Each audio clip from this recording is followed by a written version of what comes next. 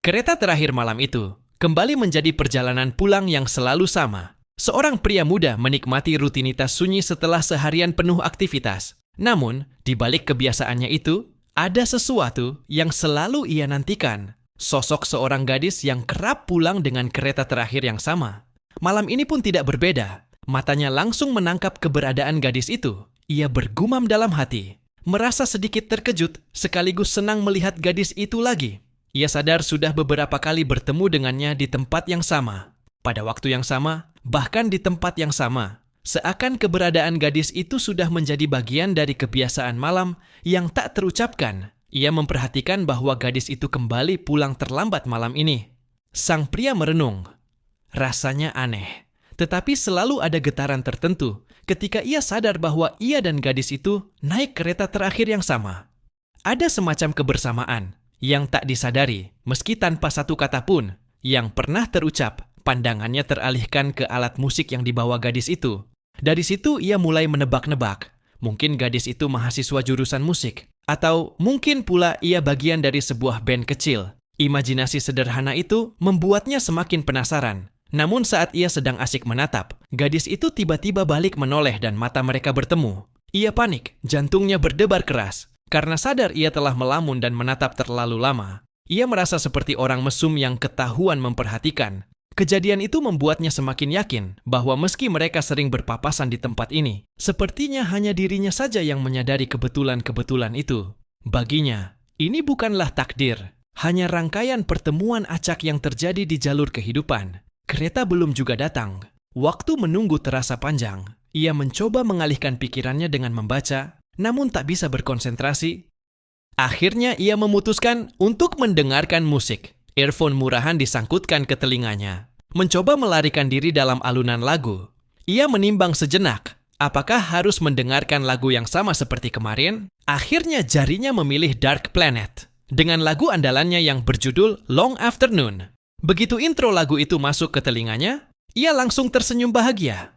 Tidak peduli berapa kali ia mendengarnya. Intro itu selalu terdengar luar biasa. Lirik pada bait pertama juga memiliki keindahan.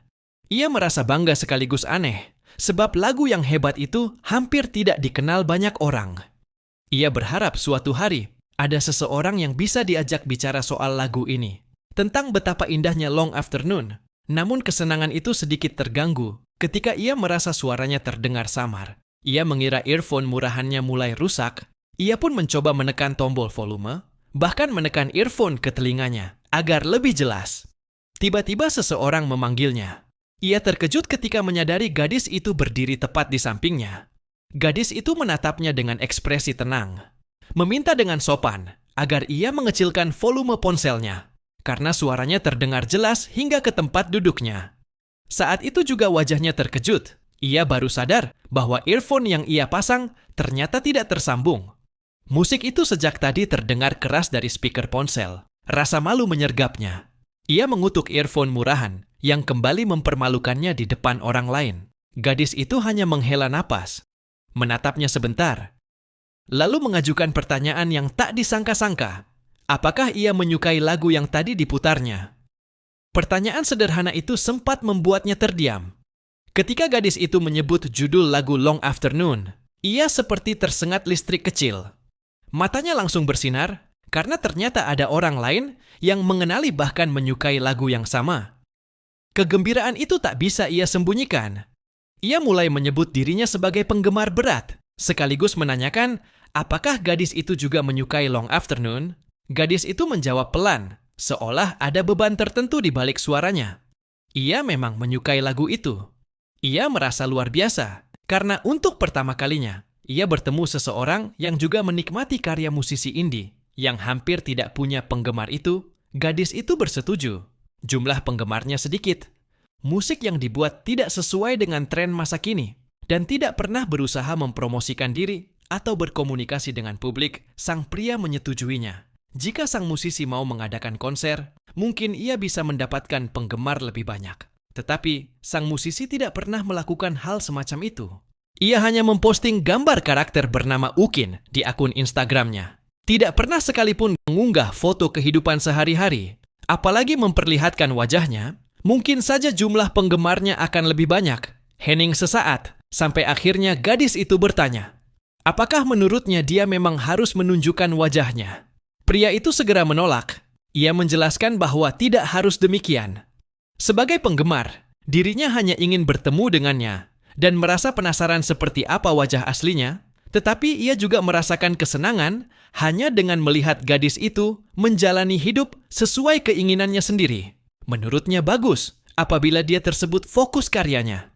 Dan konsep misterius yang selalu ditampilkan juga bukan masalah.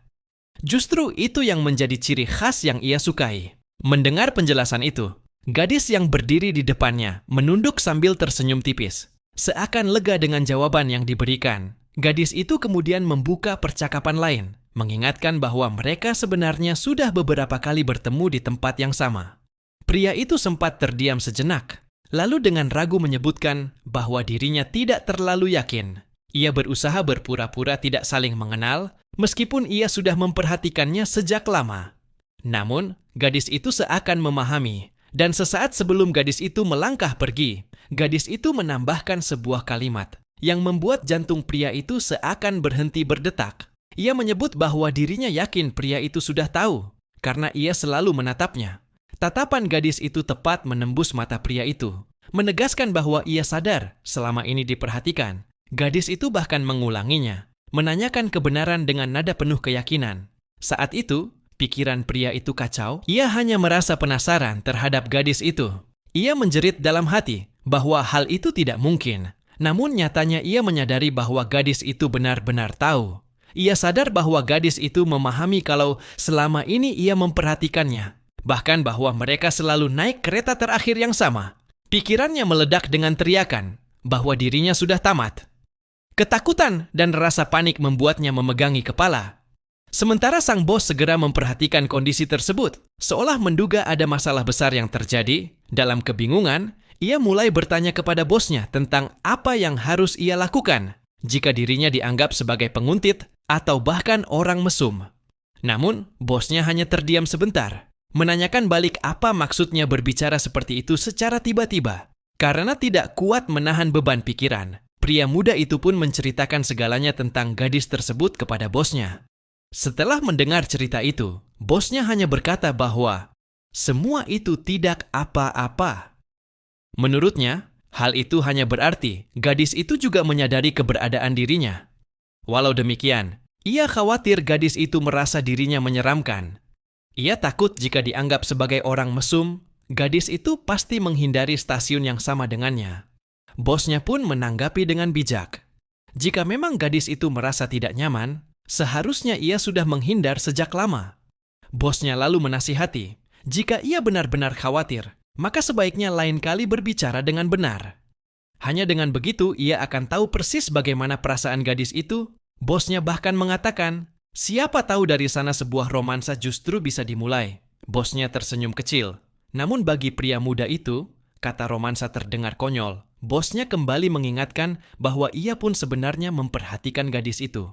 Mau tidak mau, pria itu harus mengakui bahwa memang benar dirinya sering memperhatikan. Namun perasaan yang dibicarakan bosnya bukanlah sesuatu yang ia miliki. Ia merasa dirinya tidak dalam posisi untuk menyukai siapapun. Ia sibuk dengan persiapan kelulusan yang akan datang, pekerjaan, dan ia masih harus mencari uang untuk membayar biaya sewa. Ia hanya merasa penasaran terhadap gadis itu. Mengapa gadis itu selalu pulang larut malam? Apa pekerjaannya? Pertanyaan itu terus muncul. Menurut bosnya, hal-hal seperti itu memang biasanya menjadi awal mula ketertarikan terhadap seseorang. Tetapi pemuda itu buru-buru menolak anggapan itu. Baginya, ia sudah merasa puas jika suatu hari bisa menjalin hubungan pertemanan. Berbincang tentang musik, terutama tentang lagu yang sangat ia sukai, berjudul Long Afternoon. Namun, sekali lagi, bosnya menanggapi dengan nada menggoda. Ia berkata bahwa justru dari hal-hal kecil seperti itu, biasanya lahirlah bibit cinta. Ia kembali menolak dengan wajah memerah. Ia tidak ingin dianggap memiliki maksud lain. Namun percakapan itu terputus oleh rutinitas pekerjaan. Pesanan datang bertubi-tubi. Bosnya berteriak memanggil menu smoothie stroberi dan limun. Dan pemuda itu segera kembali ke perannya sebagai pekerja paruh waktu. Malam hari pun tiba. Seperti biasa, Setelah selesai bekerja, ia berjalan menuju kereta terakhir yang akan membawanya pulang. Di benaknya, kembali muncul pertanyaan yang sama. Apakah malam ini ia akan bertemu dengan gadis itu lagi? Jika mereka bertemu, ia sudah berjanji pada dirinya sendiri untuk meminta maaf karena pernah menatapnya terlalu lama. Ia ingin membereskan semua agar gadis itu tidak menganggapnya aneh. Lebih dari itu, ia ingin sekali berbincang panjang lebar dengannya tentang Long Afternoon, sebuah lagu yang jarang ada orang yang benar-benar menyukainya. Ia berharap, meski hanya sedikit, gadis itu juga menyimpan pemikiran yang sama. Ketika ia tiba di stasiun, ada sesuatu yang berbeda malam itu. Bangku favoritnya, tempat ia biasa duduk untuk menunggu, ternyata sudah terisi. Seorang pria asing tampak tertidur di sana. Ia mendengus kesal. Bangku itu biasanya menjadi tempat ia duduk, tempat yang nyaman untuk membaca, juga tempat strategis. Jika ia ingin membuka percakapan santai dengan gadis itu, kini kesempatan itu hilang begitu saja.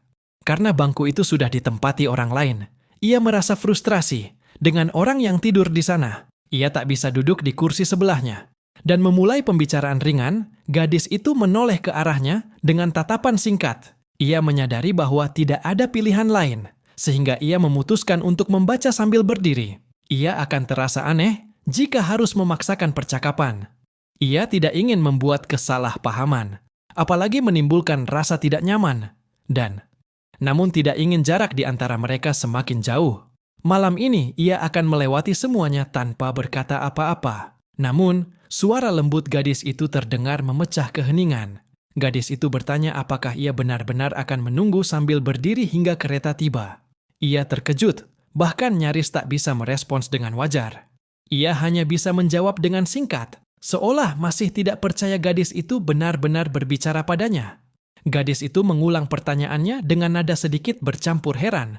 Mereka masih memiliki waktu, jadi mengapa ia akan menunggu dalam keadaan berdiri? Ia akhirnya menjawab dengan jujur, mengatakan bahwa tidak ada tempat duduk yang tersisa. Namun, gadis itu memandangnya dengan ekspresi berbeda, seolah tidak percaya dengan alasannya. Ia lalu menepuk bangku kosong di sebelahnya, sebuah undangan yang jelas tak bisa ditolak. Dengan suara tenang, ia berkata bahwa masih ada satu kursi kosong di sampingnya, dan ia mempersilakan pemuda itu untuk duduk di sana. Setidaknya sampai kereta terakhir datang, wajah pemuda itu memanas seketika. Pandangannya terarah ke kursi yang baru saja ditawarkan oleh seorang gadis. Ia sempat berpikir tentang betapa sederhana kursi itu, namun entah mengapa keberadaannya di sana membawa sebuah perasaan lain. Ingatan lama pun melintas di benaknya. Ia pernah berada pada posisi serupa di masa lalu, duduk berdekatan dengan seorang gadis. Tetapi ia menegaskan pada dirinya sendiri bahwa yang dulu adalah yang dulu, sementara yang sekarang tetaplah berbeda. Dengan cepat ia memutuskan untuk menerima tawaran tersebut. Duduk di samping gadis itu dengan wajah datar, meyakinkan diri bahwa ini hanyalah untuk sesaat, namun tetap saja. Jarak yang begitu dekat membuatnya merasa sedikit canggung. Dia pikir jarak ini seharusnya aman bagi mereka. Gadis di sampingnya tiba-tiba bertanya tentang kebiasaannya pulang larut malam dan sering naik bus pada jam segini. Ia pun menjawab dengan tenang bahwa ia memang bekerja shift malam di sebuah kafe. Biasanya, bosnya mengizinkannya pulang lebih awal, tapi kadangkala pekerjaannya berakhir hingga larut malam. Respons gadis itu terdengar ringan, seolah tak terkejut. Ia menilai bahwa lelaki itu bekerja paruh waktu. Dari sana, gadis itu menebak bahwa dirinya masih seorang mahasiswa. Ia mahasiswa tahun keempat. Gadis tersebut merasa kagum, sebab menurutnya pasti sibuk sekali berada di tahun terakhir. Gadis itu menyinggung betapa beratnya menjalani dua hal sekaligus, bekerja malam dan tetap menuntaskan kuliah. Ia sempat bertanya balik, apakah gadis itu juga pulang malam karena pekerjaan? Namun jawabannya justru tak terduga.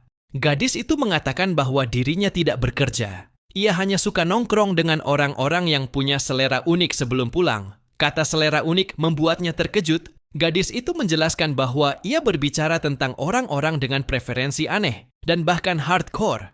Ia semakin terkejut. Pikirannya langsung berlari ke arah yang tak menentu. Ia berpikir bahwa kata hardcore terdengar mencurigakan, penuh dengan makna dunia gelap yang bahkan ia sendiri tak pahami. Bayangan aneh mulai berkecamuk di benaknya. Melihat ekspresi bingung sekaligus panik dari lelaki itu, Gadis di sampingnya menyeringai tipis, seperti sedang menikmati reaksinya. Kemudian ia meluruskan maksudnya. Ia bekerja di sebuah studio musik, studio dengan ruang latihan sekaligus rekaman. Banyak band karyawan kantor yang memilih waktu malam untuk berlatih, sehingga membuatnya kerap selesai larut malam.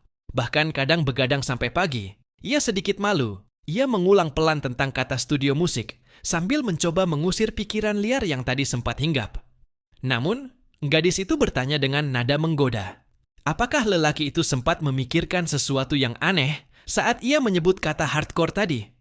Pertanyaan itu membuatnya kaget. Ia spontan menolak, buru-buru menegaskan bahwa dirinya tidak memikirkan hal yang aneh. Gadis itu tak berhenti. Ia terus bertanya dengan ekspresi yang penuh rasa ingin tahu. Ia menyadari bahwa gadis ini benar-benar mempermainkan dirinya, membawa obrolan kemanapun ia mau. Ia memang terlihat mudah dipermainkan di hadapan gadis ini. Namun sebelum ia bisa melarikan diri dari rasa canggung itu, gadis tersebut bertanya bagaimana ia tahu tentang Long Afternoon. Bukankah ia sibuk dengan pekerjaan dan juga belajar, sehingga seharusnya tidak ada ruang untuk menjelajahi dunia musik. Namun, ia tidak merasa sedang menjelajahi apapun, melainkan lebih kepada sebuah kebetulan. Ingatannya kembali melayang pada suatu waktu, ketika tubuhnya diguncang oleh demam parah. Ia terbaring lemah di atas tempat tidur. Hidup seorang diri membuat segalanya terasa semakin berat. Tidak ada seorang pun yang datang merawat. Rumah yang ia tinggali terasa sunyi. Dalam kondisi itu, sebuah ide sederhana muncul dalam pikirannya. Ia harus memutar musik dengan gerakan lamban. Saat itulah ia menemukan itu. Ia menemukan Long Afternoon, Dance Planet. Pada awalnya, ia tidak berharap banyak. Ia hanya menganggap melodi yang terdengar itu cukup enak di telinga. Namun, semakin sering ia mendengarkan, semakin dalam ia terhanyut. Bukan hanya pada alunan musiknya, melainkan juga pada lirik yang terasa begitu jujur, seakan membuang semua beban dunia dengan kalimat sederhana seperti biarkan saja. Kalimat itu terngiang-ngiang dalam pikirannya. Gadis itu mendengarkan ceritanya dengan penuh perhatian. Sesaat ia terdiam, sang pemuda kemudian bertanya, lagu apa yang menjadi favorit dari musisi bernama Long Afternoon itu? Ia menyadari bahwa jumlah karya sang musisi juga tidak banyak. Gadis itu juga menyukai Dance Planet. Namun, dia memalingkan wajahnya. Ia menambahkan bahwa lagu lain berjudul Tidal Flow juga sangat bagus. Mendengar itu, wajah pemuda itu bersinar penuh semangat. Ia begitu antusias, terutama pada bagian di mana ritme tiba-tiba berubah setelah chorus. Menurutnya, Long Afternoon memiliki kehebatan dalam menggunakan instrumen elektronik. Gadis itu tampak mengangguk pelan, wajahnya sedikit memerah. Akhirnya, pengumuman kereta terakhir terdengar. Ia menoleh ke arah papan informasi dan menyadari betapa larutnya waktu berjalan. Gadis itu juga bersiap bangun dari kursinya. Namun matanya sempat menatap pemuda itu, seolah ada sesuatu yang ingin ia katakan. Dengan lembut, ia mengingat kembali ucapan tentang lirik. Biarkan saja. Ia berkata bahwa jika Long Afternoon sendiri mendengar betapa tulusnya pemuda itu memahami karyanya, sang musisi pasti akan merasa sangat senang. Ucapan itu membuat pemuda itu sedikit malu. Ia menggaruk belakang kepalanya sambil menahan tawa canggung. Namun, ia ingin bicara sedikit lebih lama. Bukan tentang keinginan untuk berpacaran, tetapi hanya ingin berbicara tentang hal-hal yang sama-sama mereka sukai. Dengan ketulusan penuh, ia menyebutkan namanya sendiri, Ali Yeoun. Lalu ia meminta agar gadis itu pun mau menyebutkan namanya. Gadis itu terdiam sejenak, seakan menimbang apakah sebaiknya ia mengatakannya. Namun akhirnya, sebuah senyuman muncul di wajahnya, dan ia memperkenalkan diri sebagai Shin Hai-in. Setelah itu, ia menambahkan sesuatu dengan nada sedikit menggoda, namun juga serius. Karena ia sudah memberitahukan namanya, ia meminta agar Yeoun menyapanya lebih dulu begitu mereka bertemu. Jika tidak, maka ia akan mengabaikannya seumur hidup. Ucapan itu membuat hati Yeoun melonjak gembira. Ia bersemangat menjawab, berjanji dengan sorot mata penuh kegembiraan. Malam itu pun mereka berpisah, meninggalkan stasiun dengan perasaan yang berbeda dari sebelumnya. Di rumahnya, setelah perjalanan panjang, Hai-in baru saja selesai mandi. Uap hangat masih menempel di kulitnya, sementara handuk kecil ia gunakan untuk mengeringkan rambutnya. Sebuah helaan napas lega keluar, menandai rasa nyaman setelah melepas lelah.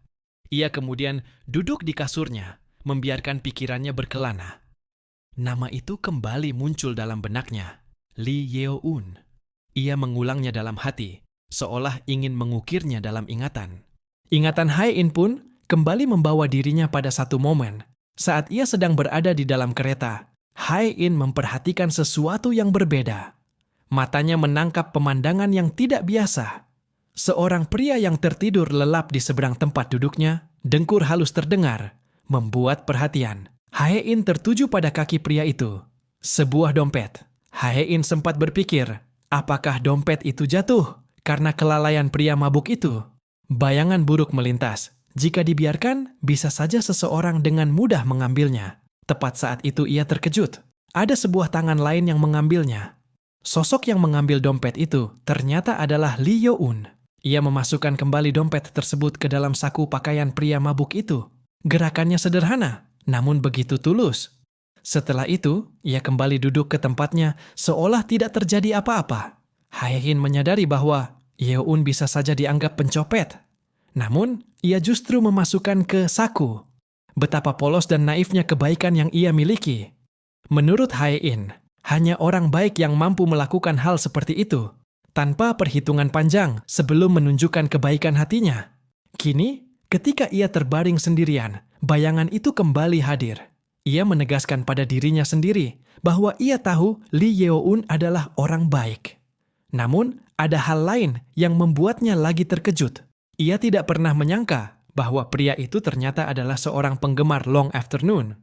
Lebih jauh lagi, bukan hanya penggemar biasa, tetapi penggemar yang begitu bersemangat dan setia. Ingatan tentang wajah Yeo-un yang bersinar penuh semangat kembali. Hae-in membalikan tubuhnya, mencoba mengusir pikiran yang semakin liar. Ia kembali menggumam tentang pria itu. Tiba-tiba pertanyaan yang lebih dalam muncul. Jika suatu hari Yeo-un mengetahui bahwa dirinya adalah Long Afternoon, apakah pria itu akan tetap menyukainya? Lalu pikirannya terbawa kembali ke masa sekolah. Sebuah kenangan yang tidak ingin ia ingat. Ia melihat dirinya yang dulu, hanya diam di sudut, sementara beberapa gadis lain berbincang dengan riang. Salah satu dari mereka sibuk mengetik di ponselnya. Dan saat itu Hae-in seperti tersentak, seakan baru saja ditarik kembali dari mimpi buruk, kenangan yang ia tidak ingin kembali mengingatnya, betapa menyebalkannya ketika pikirannya justru kembali mengarah pada sesuatu yang tidak ingin ia pikirkan. Ia mencoba menenangkan dirinya. Menurutnya, orang-orang yang menyukai Long Afternoon sebenarnya menyukai musiknya, bukan sosok dirinya. Itu sudah jelas. Karenanya, ia merasa tidak perlu mengungkapkan jati dirinya sebagai Long Afternoon. Selama ia bisa terus menciptakan musik yang bagus, ia percaya bahwa itu sudah cukup. Tidak masalah jika nama yang selalu mendapatkan sorotan hanyalah Kin-oh. Hae-in menenangkan dirinya lagi. Ia merasa baik-baik saja, tetap menjadi Shin Hae-in, sebagaimana adanya.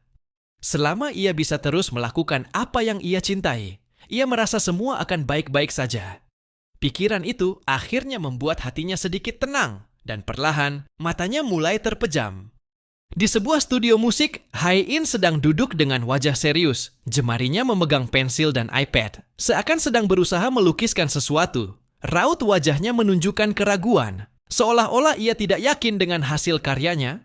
Pikirannya dipenuhi pertanyaan tentang apakah ia sebaiknya mencoba membuat gambar baru yang lebih menarik untuk diunggah ke akun Instagram miliknya. Saat ia masih tenggelam dalam lamunan, 3 orang datang masuk sambil bercanda satu sama lain. Suara tawa mereka memenuhi ruangan.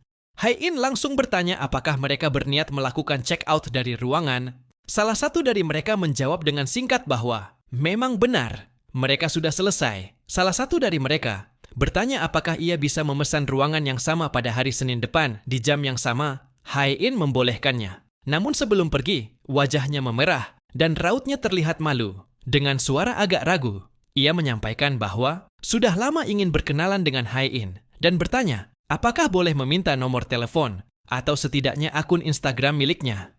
Hae-in terdiam sejenak, lalu dengan ekspresi menunduk penuh penyesalan, ia menolak permintaan tersebut dengan lembut. Cowok itu tampak tersentak karena penolakan itu. Raut wajahnya berubah, merasa situasi tersebut benar-benar memalukan. Temannya malah tertawa keras sambil mengejek. Ia sudah tahu itu tidak akan berhasil. Hae-in hanya bisa terdiam menyaksikan semua itu. Tidak berniat menambahkan apapun, ia merasa lebih baik kembali fokus pada pekerjaannya. Ia memutuskan untuk segera membersihkan ruangan studio setelah mereka pergi. Dengan langkah ringan, ia masuk ke dalam ruang studio dan mulai membereskan sisa-sisa penggunaan ruangan tadi. Namun belum lama, terdengar suara seseorang memanggil namanya. Hai-in sadar, lalu menyapa pamannya, merasa heran. Karena pamannya datang lebih awal dari biasanya, ia menjelaskan bahwa latihan hari ini cukup sederhana. Sosok pria bernama Shin Hyun-sung, berusia 38 tahun, dikenal sebagai manajer studio, sekaligus insinyur suara yang andal. Dengan raut wajah yang hangat, paman itu menyinggung kejadian sebelumnya. Ia mengatakan bahwa sempat melihat bagaimana Hai-in menolak seseorang tadi, bahkan mengomentari bahwa menurutnya orang tersebut sebenarnya cocok untuk Hai-in. Hai-in langsung menyadari bahwa pamannya ternyata memperhatikan dari jauh dan menanggapinya dengan sedikit aneh karena merasa diintip. Pamannya buru-buru menyangkal, ia hanya kebetulan melihat kejadian itu. Lalu, ia menanyakan alasan mengapa Hai-in tidak mau memberikan nomor. Apa karena wajahnya? Hai-in menjelaskan bahwa ia memang tidak suka berbicara lewat telepon. Wajah lawan bicara tidak bisa terlihat, dan itu membuatnya tidak nyaman. Lebih jauh lagi, ia menegaskan bahwa band pria itu bukanlah tipe yang sesuai dengan seleranya. Pamannya hanya bisa mencoba memahaminya.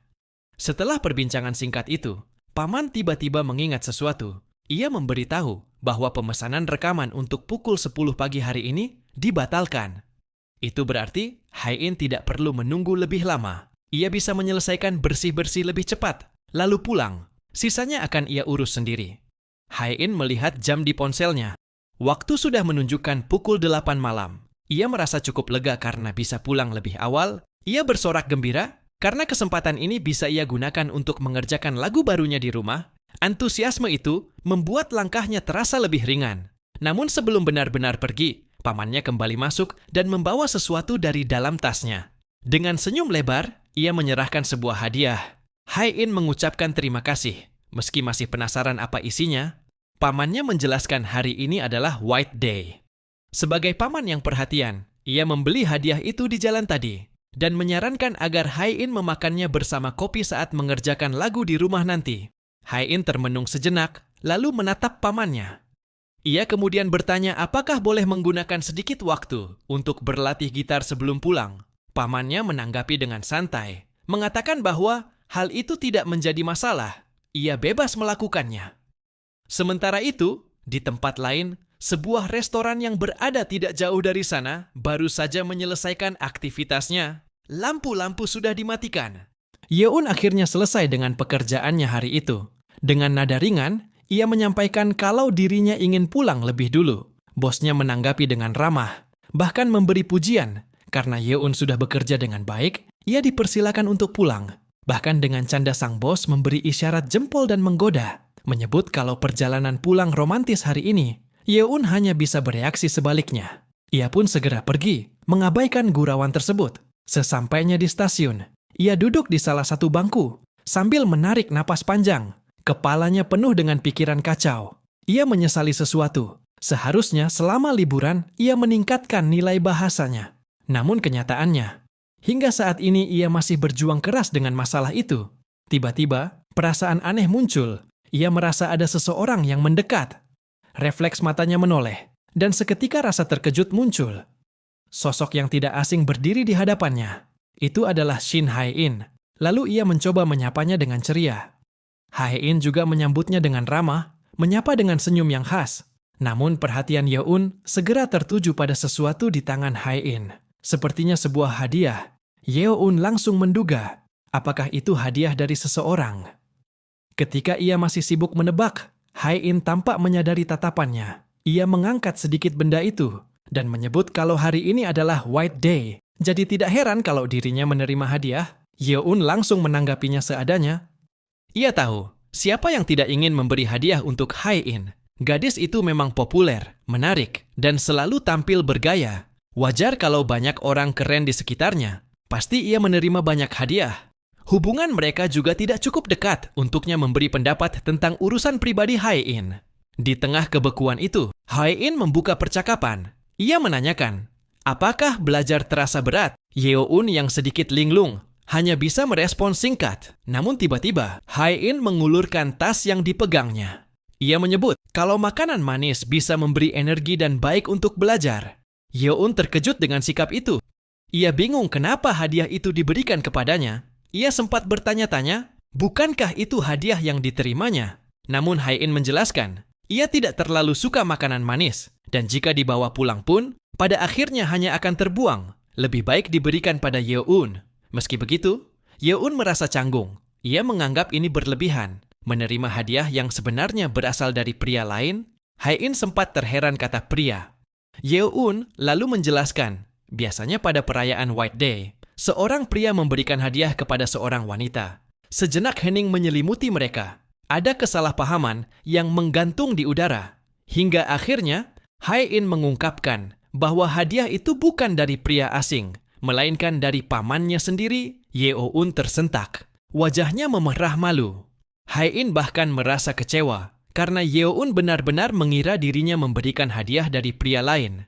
Yeoun berusaha menutupinya dengan tawa kaku.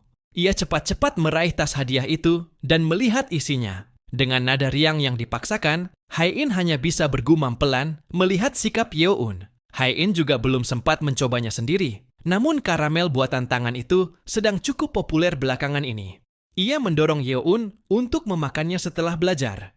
Karena tubuh dan pikiran butuh gula agar bisa bekerja dengan baik, Yeoun menatap permen karamel tersebut dengan rasa penasaran. Ia belum pernah melihat yang seperti itu sebelumnya. Namun, ia juga berpikir bahwa Hae-in sebaiknya mengambil beberapa.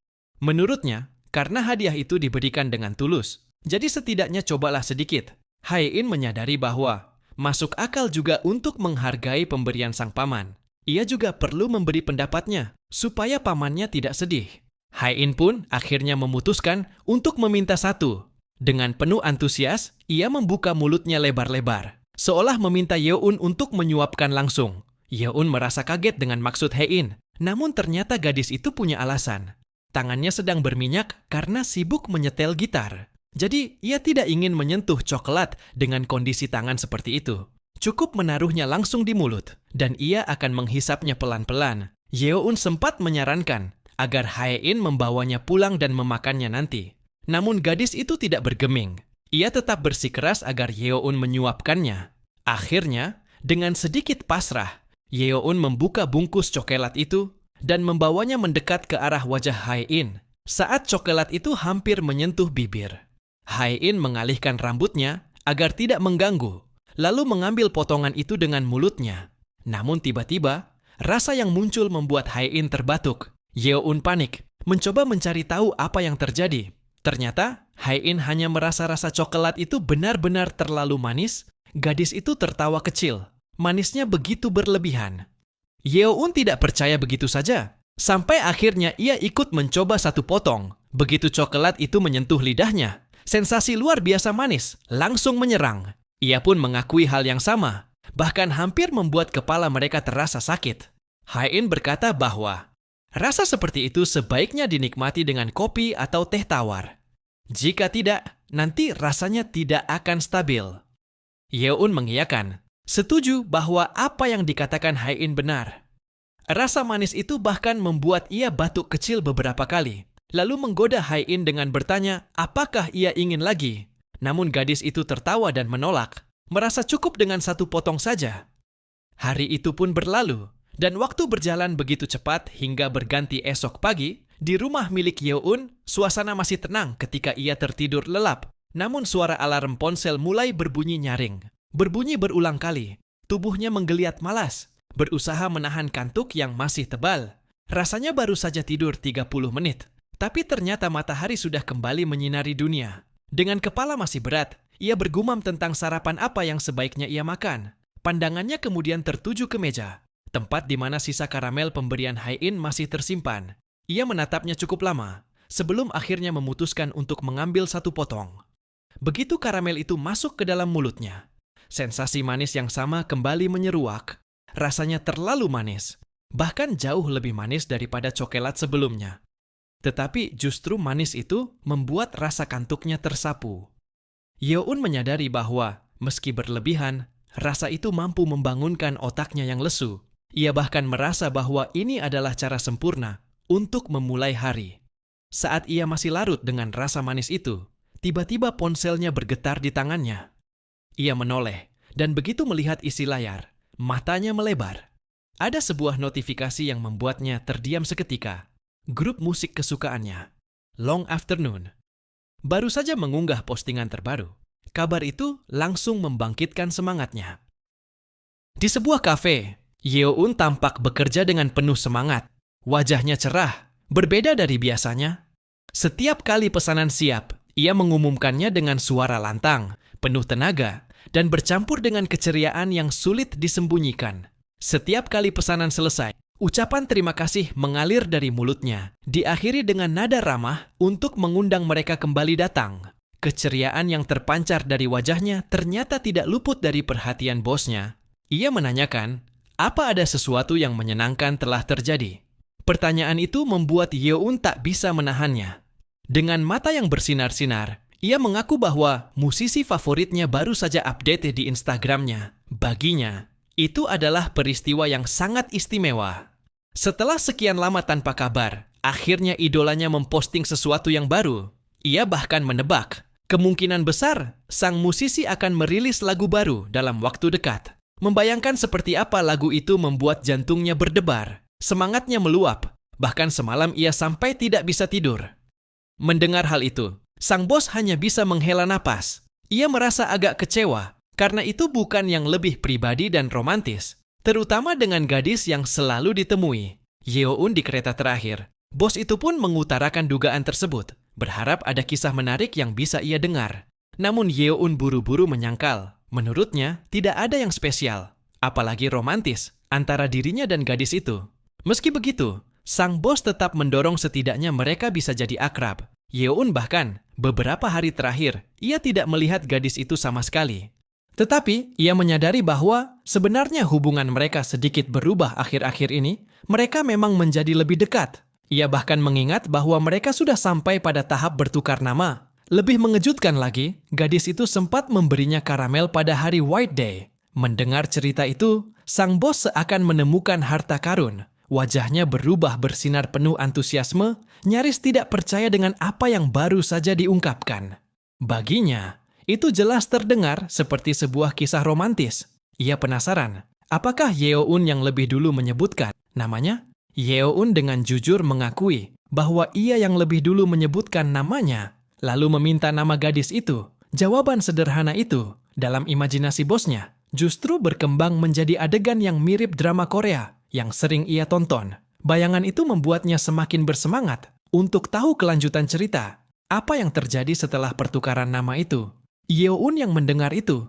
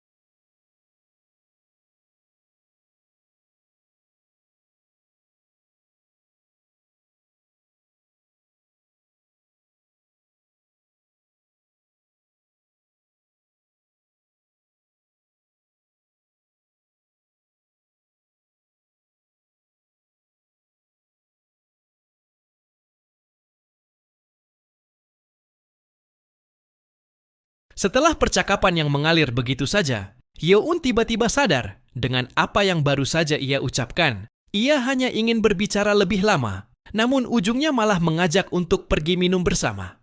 Baginya, itu terdengar seperti seseorang yang tukang goda orang asing di jalanan, membuatnya semakin ingin menutupi wajah. Namun ia langsung meminta maaf pada Hae-in, karena merasa ucapannya barusan terlalu tiba-tiba. Ia seakan tidak percaya dirinya bisa mengatakan hal itu. Hae-in justru menanggapinya dengan cara yang sama sekali. Tak ia duga, tanpa keraguan.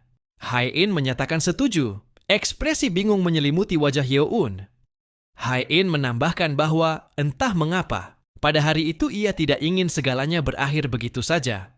Ada sesuatu yang membuatnya ingin melanjutkan pertemuan ini meski hanya sebentar, maka ia menyarankan mereka pergi minum bersama, meski hanya sejenak.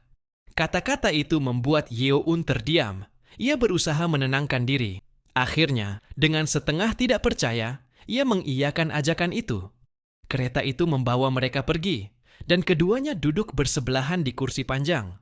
Setiap kali gerbong berguncang oleh hentakan rel, bahu Yeon tak sengaja bersentuhan dengan bahu Hae-in. Sentuhan ringan itu, meski sepele, justru menimbulkan sensasi yang membuat dirinya merasa aneh. Bukankah itu reaksi remaja yang baru merasakan masa puber? Mungkin, ia berpikir, perasaan ini muncul hanya karena sudah lama ia tidak memiliki teman minum. Suasana dalam kereta begitu tenang. Hae-in mula bertanya di mana Yeon tinggal. Dengan sederhana, Yeon menjawab, dekat dengan stasiun Namdong. Hae-in pun mengusulkan agar mereka minum di sekitar sana saja. Namun, Yeon sempat bertanya balik mengenai rencana kepulangan Hae-in. Ia menjawab dengan santai bahwa ia akan naik taksi. Baginya, itu bukan masalah besar. Ia sudah dewasa. Ia bisa mengurus dirinya sendiri. Tetap saja, Yeon merasa perlu ikut campur. Ia menegaskan bahwa biaya taksi nanti akan ia tanggung. Namun, Hae-in justru tak masalah kalau Yeon memang ingin membayar semuanya. Namun, jika kebetulan ia sampai benar-benar mabuk, maka Yeonlah yang harus menjaganya. Kata menjaga itu membuat Yeon sejenak merenung. Hae-in kemudian mendekat, memanggilnya lebih rapat untuk berbisik. Dengan nada misterius, ia mengatakan bahwa jika ia benar-benar mabuk, ia punya kebiasaan sering tertidur tanpa sehelai benang. Pernyataan mengejutkan itu membuat mata Yeon membesar. Wajahnya seketika memanas. Ia tidak tahu harus bereaksi seperti apa.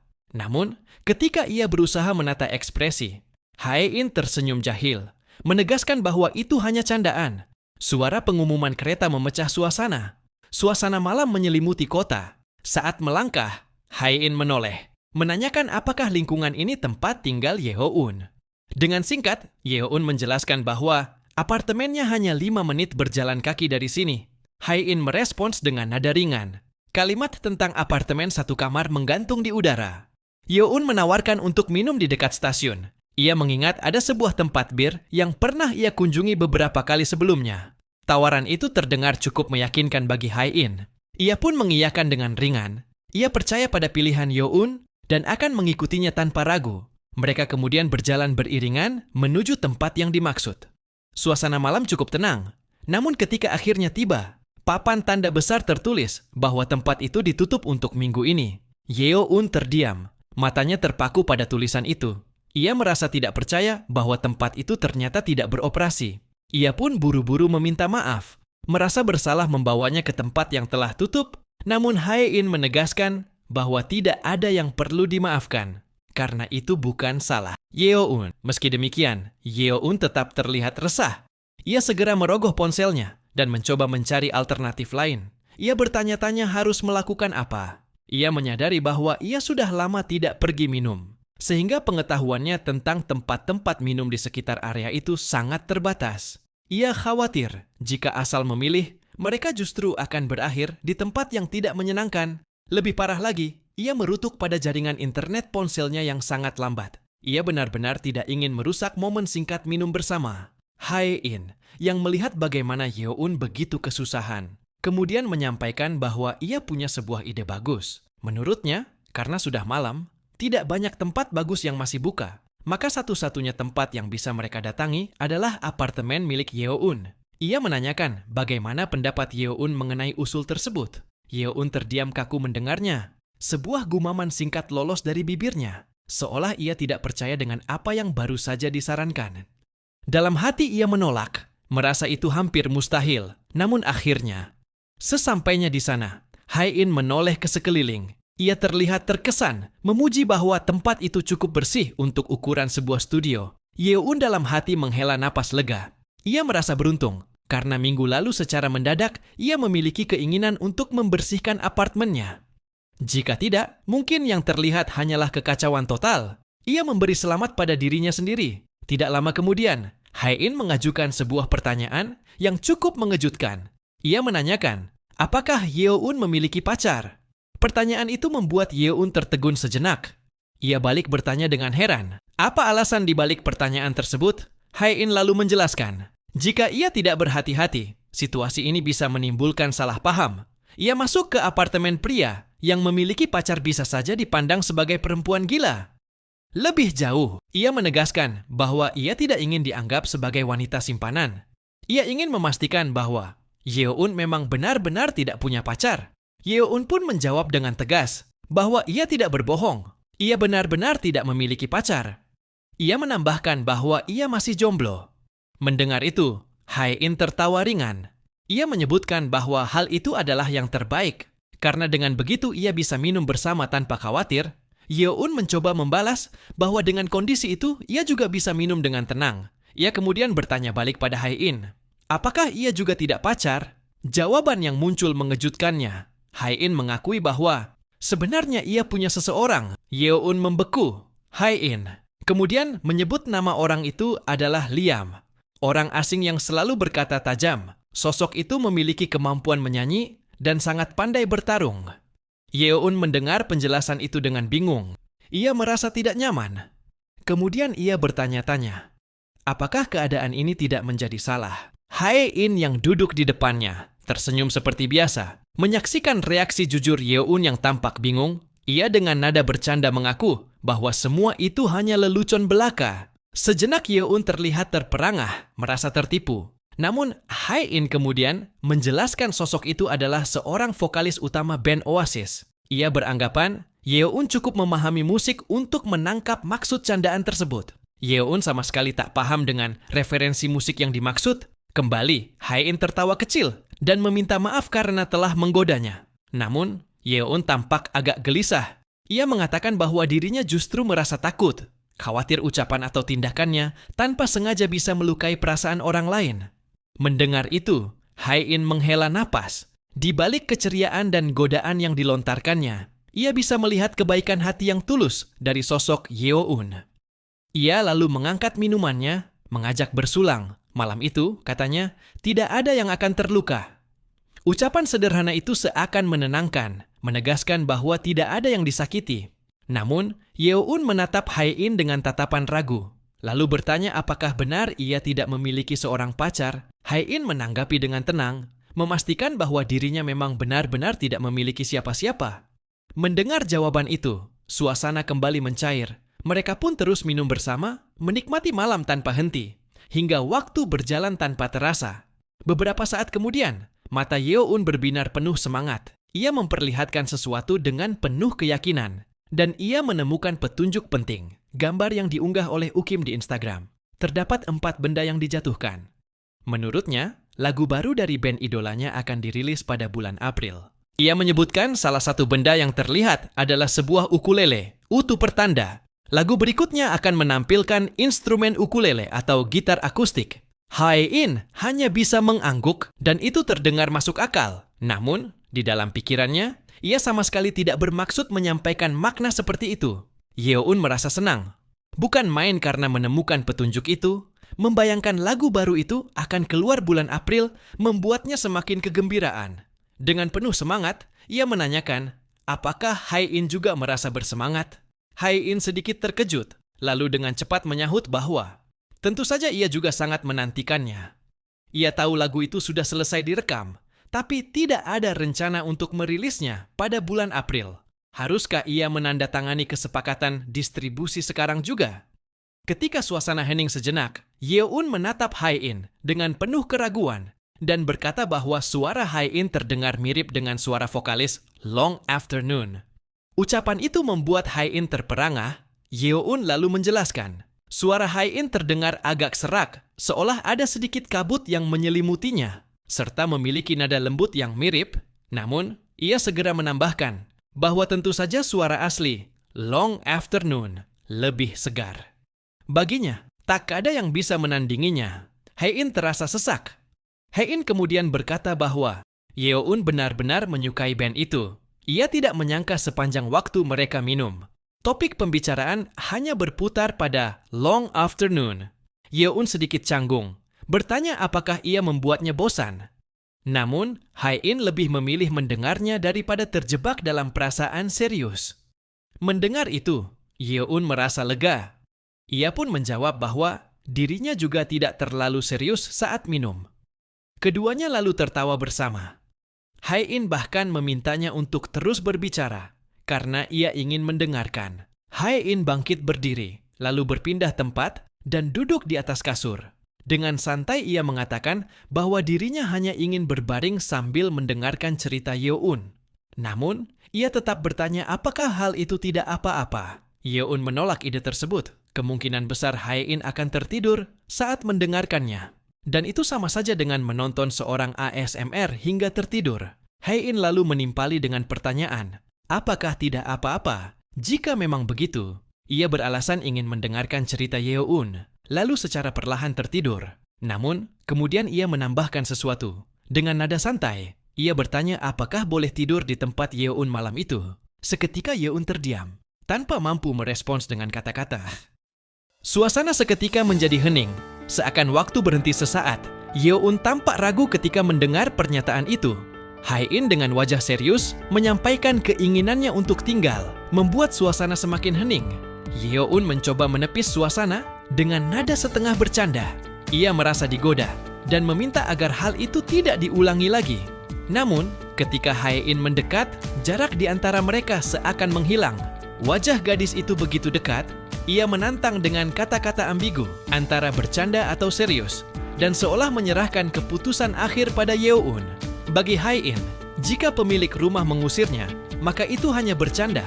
Tapi jika Yeon memintanya untuk tetap tinggal, maka itu serius. Hai-in bertanya-tanya apa yang seharusnya dilakukan.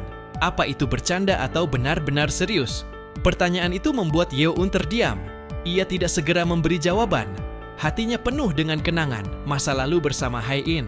Semua momen yang pernah mereka lalui berputar di dalam kepalanya, membuatnya semakin bimbang. Namun akhirnya, ia ingin tetap bersama meski hanya malam itu. Lagi pula, esok adalah hari libur.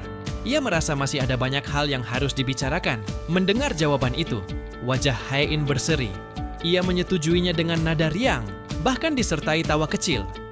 Dengan santai, Hai-in tiba-tiba membuka kancing celananya. Yeon yang tengah meminum air mendadak tersedak. Ia tidak percaya dengan apa yang baru saja dilihatnya. Ia bertanya-tanya apa maksud tindakan mendadak itu. Hai-in dengan tenang menjelaskan bahwa ia hanya membuka kancing celananya karena perutnya terasa penuh setelah minum. Menurutnya, dengan begitu tubuhnya bisa lebih rileks. Penjelasan sederhana itu membuat suasana canggung, tapi juga mencairkan ketegangan. Yeon pun menyarankan agar Hai-in mengganti pakaian dengan sesuatu yang lebih nyaman. Ide itu diterima dengan senang hati oleh Hai-in, dan Yeon segera menawarkan pakaian olahraga miliknya yang baru saja dicuci. Meski agak longgar, setidaknya itu akan membuat Hai-in merasa lebih nyaman. Di sela percakapan itu, Hai-in menatap kaleng di tangannya, lalu menghela napas kecil. Kaleng air itu sudah habis. Yeon bertanya apa itu sudah habis. Hai-in membenarkan bahwa itu memang kaleng terakhir, dan ia sudah meminum semuanya.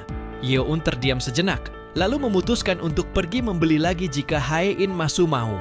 Hai-in pun menyambut dengan semangat, menunjukkan bahwa ia tentu masih ingin minum lagi. Keputusan pun diambil. Yeon akan pergi sebentar ke minimarket terdekat, sementara Hai-in mengganti pakaian selama ia pergi. Yeon sekali lagi bertanya, apakah ada barang lain yang dibutuhkan, seperti membelikan sikat gigi atau perlengkapan lainnya. Namun, Hai-in dengan lembut menolak. Ia sudah menyiapkan sebagian besar barang yang diperlukan di dalam tas yang dibawanya. Namun, ada satu barang yang belum sempat ia siapkan. Ia baru menyadarinya tadi, ketika waktu sudah dekat. Dengan rasa malu, ia mengaku tidak membawanya. sehingga ia benar-benar membutuhkan barang itu. Merek apa saja tidak masalah.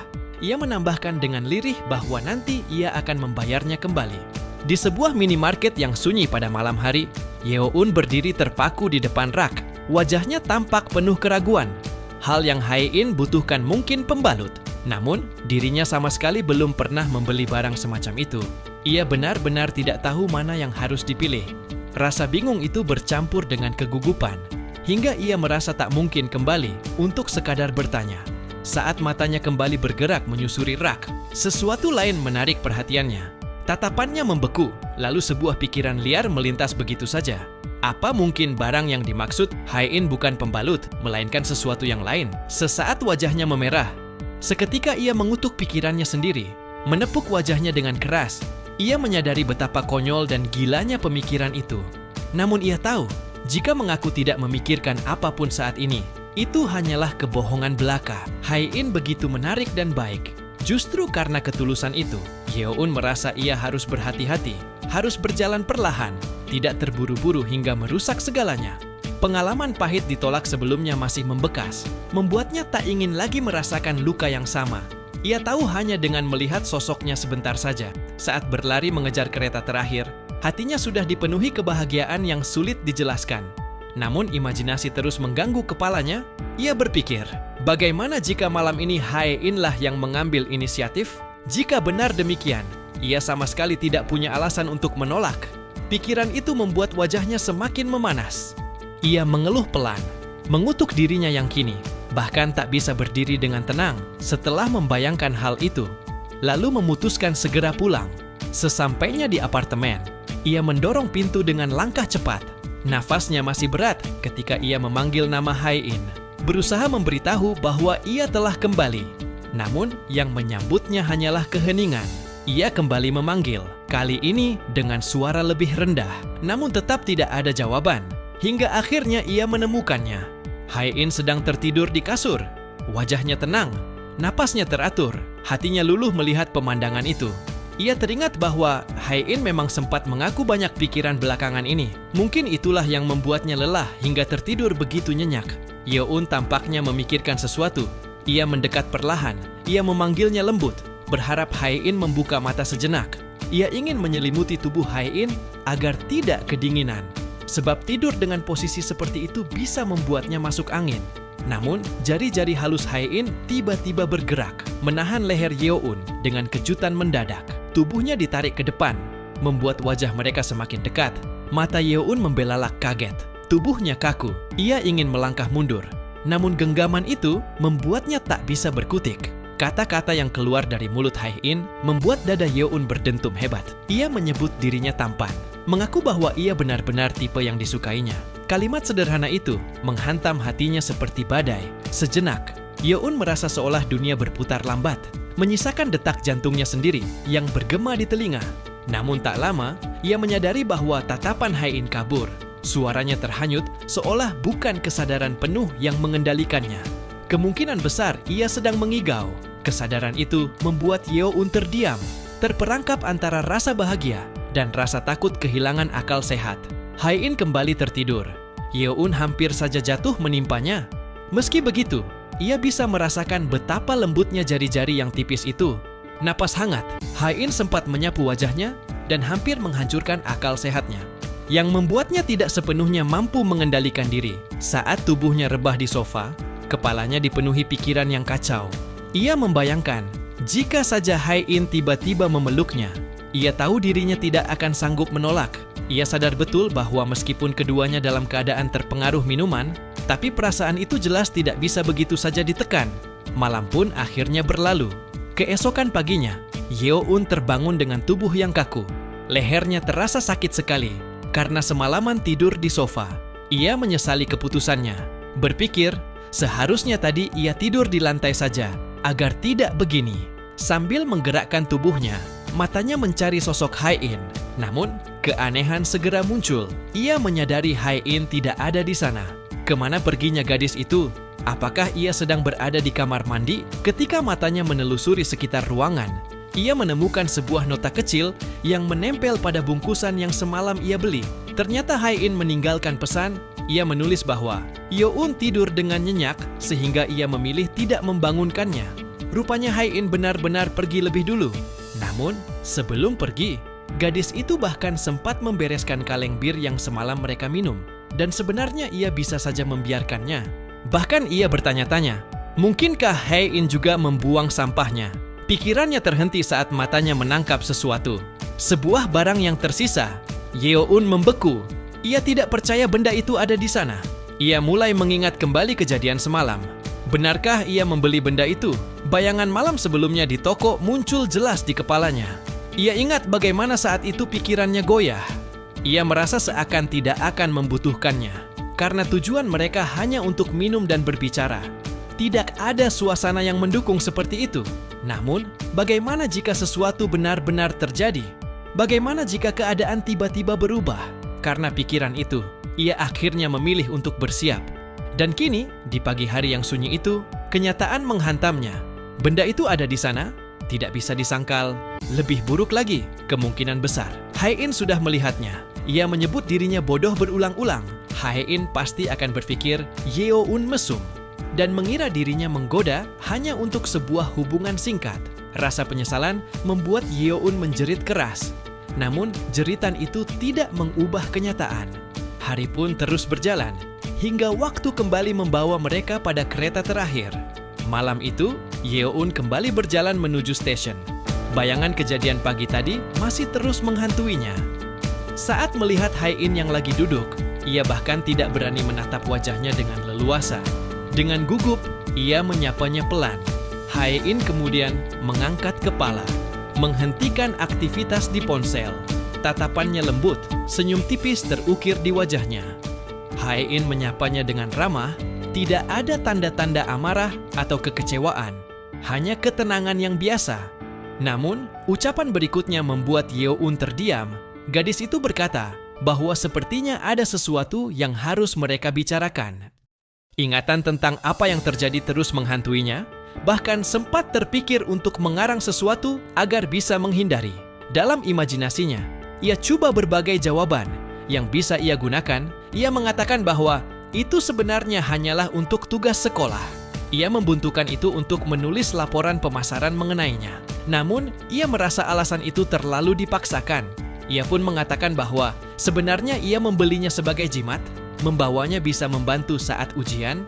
Ia mencoba alasan lebih sederhana, mengatakan bahwa ia membelinya secara tidak sengaja ketika berniat membeli vitamin. Namun, lagi-lagi, pikirannya menolak ide itu. Semua alasan itu terdengar konyol, hanya akan mempermalukan dirinya lebih jauh.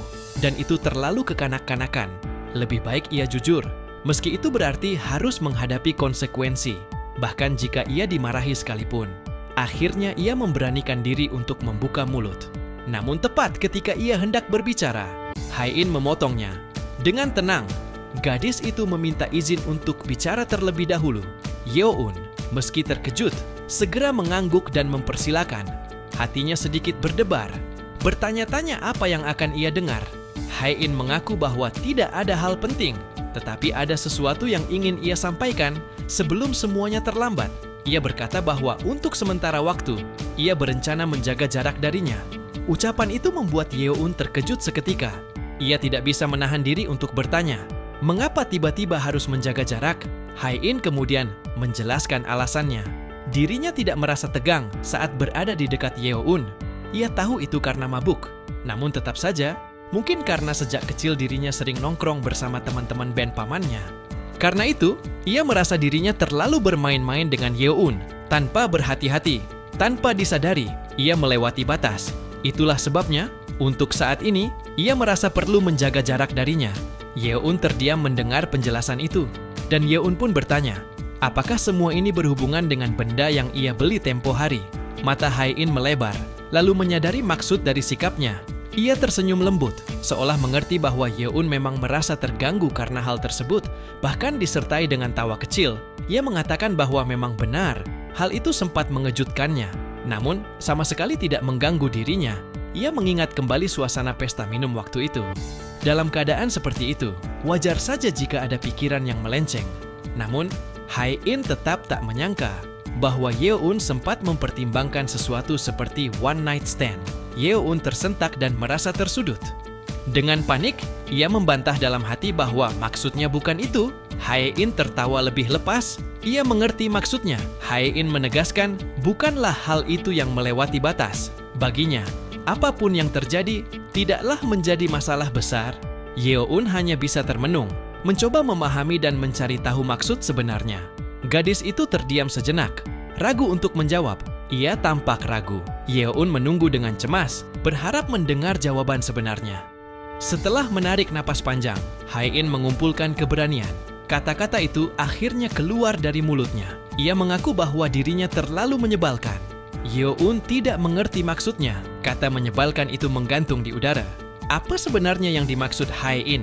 Namun Hae-in hanya memintanya untuk mengingat kembali apa yang telah terjadi sebelumnya. Malam itu, hal-hal yang dilakukannya. Masuk begitu saja ke dalam apartemen seseorang tanpa diundang hanya karena ingin minum. Kemudian dengan begitu mudahnya meminjam pakaian tanpa rasa malu sedikit pun. Lalu tidur dengan nyenyaknya di atas ranjang sementara. Pemilik rumah terpaksa tidur di sofa.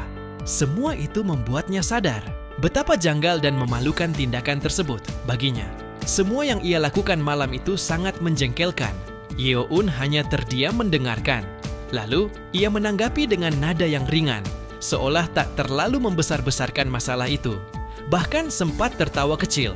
Namun bagi Hae-in, ia terlalu bersemangat, sehingga tidak menyadari apa yang telah terjadi. Begitu terbangun, ia benar-benar diliputi rasa bersalah. Ia memilih untuk pergi begitu saja, tanpa mengucapkan salam perpisahan. Ia meminta maaf atas semua itu. Yeon mendengar penjelasan itu. Baginya, semua pengakuan itu sungguh mengejutkan. Selama ini ia selalu melihat sosok Hae-in sebagai wanita yang keren, penuh percaya diri, dan tidak terlalu peduli dengan penilaian orang lain. Namun kini, menyaksikan Hae-in merasa menyesal, malu, dan bahkan meminta maaf dengan sungguh-sungguh, menjadi sesuatu yang sama sekali tidak terduga.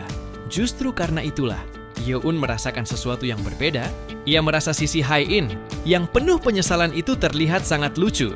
Yeon bahkan berusaha keras menahan tawa. Tubuhnya sedikit bergetar dan mencoba berpaling agar tidak terlihat terlalu jelas. Hae-in bingung dengan sikapnya. Namun Hae-in mengatakan bahwa karena semua hal kasar yang pernah ia lakukan, ia merasa perlu menjaga jarak. Jika tetap dekat, ia takut akan melakukan hal itu lagi. Dan ia berniat tidak akan datang ke stasiun untuk sementara waktu. Ucapan itu membuat hati Yeon terguncang hebat. Ia tidak bisa menerimanya. Dengan suara yang lebih keras dari biasanya, ia menolak dengan tegas. Ia bahkan mendekat hingga wajah mereka berada sangat rapat. Hae-in menatapnya heran. Kenapa bisa sampai begitu? Mengapa ia terlihat begitu panik hanya karena hal sepele seperti itu? Yeon sendiri baru menyadari bahwa ia terlalu bersemangat. Wajahnya memerah karena malu, mencoba mencari alasan agar tidak terlihat terlalu jelas. Ia mengingat kembali ucapannya sebelumnya, bahwa band Long Afternoon kemungkinan besar akan merilis lagu baru. Itu adalah sesuatu yang ingin benar-benar ia bicarakan, terutama dengan Hae-in. Hae-in menatapnya dalam diam, mencoba memahami maksud yang tersirat di balik kalimat itu. Namun Hae-in tetap berada di dekat Yeon. Ia akan kembali melakukan hal-hal bodoh. Yeon tahu kebiasaannya saat mabuk sangat buruk, dan ia khawatir bisa melakukan sesuatu yang lebih memalukan lagi. Namun Yeon tidak bergeming. Ia mengatakan bahwa hal-hal yang menurut Hae-in kasar itu tidak masalah. Ia bisa menerimanya. Bahkan jika ada lelucon nakal sekalipun, atau tingkah laku liar ketika mabuk, ia biasa bisa menerima semuanya. Yeon meminta agar Hae-in tidak menjauh. Lebih dari itu, ia memohon agar jangan pernah meninggalkannya. Hae-in terdiam, tak mampu menjawab apapun. Saat itu, suasana stasiun kembali terdengar, memecah ketegangan di antara mereka. Hae-in tampak seperti akhirnya menerima perasaan yang terucap. Ia menoleh perlahan, lalu menyatakan dengan senyum bahwa kali berikutnya ia yang akan memilih camilan. Hae-in menambahkan, ketika ia berkunjung lagi nanti, mereka harus kembali minum bersama. Namun kali ini, ia yang akan memilih camilan untuk menemaninya. Mendengar hal itu, semangat Yeon seakan meluap. Ekspresinya berubah begitu cerah. Ia menyambut ajakan itu dengan penuh semangat. Senyum hangat mengembang di wajah Hae-in. Saat melihat semangat itu, Hai-in pun meminta Yeon menyimpan dengan baik apa yang dulu pernah ia beli, karena mungkin saja mereka akan segera membutuhkannya lagi. Perkataan itu membuat Yeon terdiam, mencoba mengingat apa yang sebenarnya ia beli. Wajahnya yang awalnya kebingungan, hingga tiba-tiba ekspresi wajahnya seketika berubah merah padam. Ia berpikir tidak mungkin, apa yang dimaksud adalah hal itu. Saat Yeon sibuk dalam kebingungan dan rasa malu yang membakar wajahnya, Hai-in tersenyum tipis. Senyuman itu seolah menegaskan dugaan Yeon. Dan dengan lembut, Hai-in menyebutkan minuman. Jawaban itu membuat Yeon hanya bisa mengiyakan. Suasana pun berakhir di sana. Di apartemennya yang sederhana, Hai-in akhirnya tiba setelah seharian menjalani aktivitas. Dia melepaskan jaketnya segera setelah masuk dan ia lega karena Yeon tidak menunjukkan tanda-tanda marah. Ia sempat membayangkan bagaimana jika Yeon benar-benar membencinya. Pikirannya melayang kembali ke stasiun, tempat pertemuan mereka sebelumnya. Ia sadar, meski Yeon dengan tulus menerima segala keburukan yang melekat padanya, meski ia dengan lapang dada memaafkan semua kekeliruannya, masa lalunya yang memalukan tidak akan pernah hilang begitu saja. Bayangan itu tetap ada, menghantui dirinya. Sambil menutup mulutnya, wajahnya memerah, menahan rasa malu yang menggebu.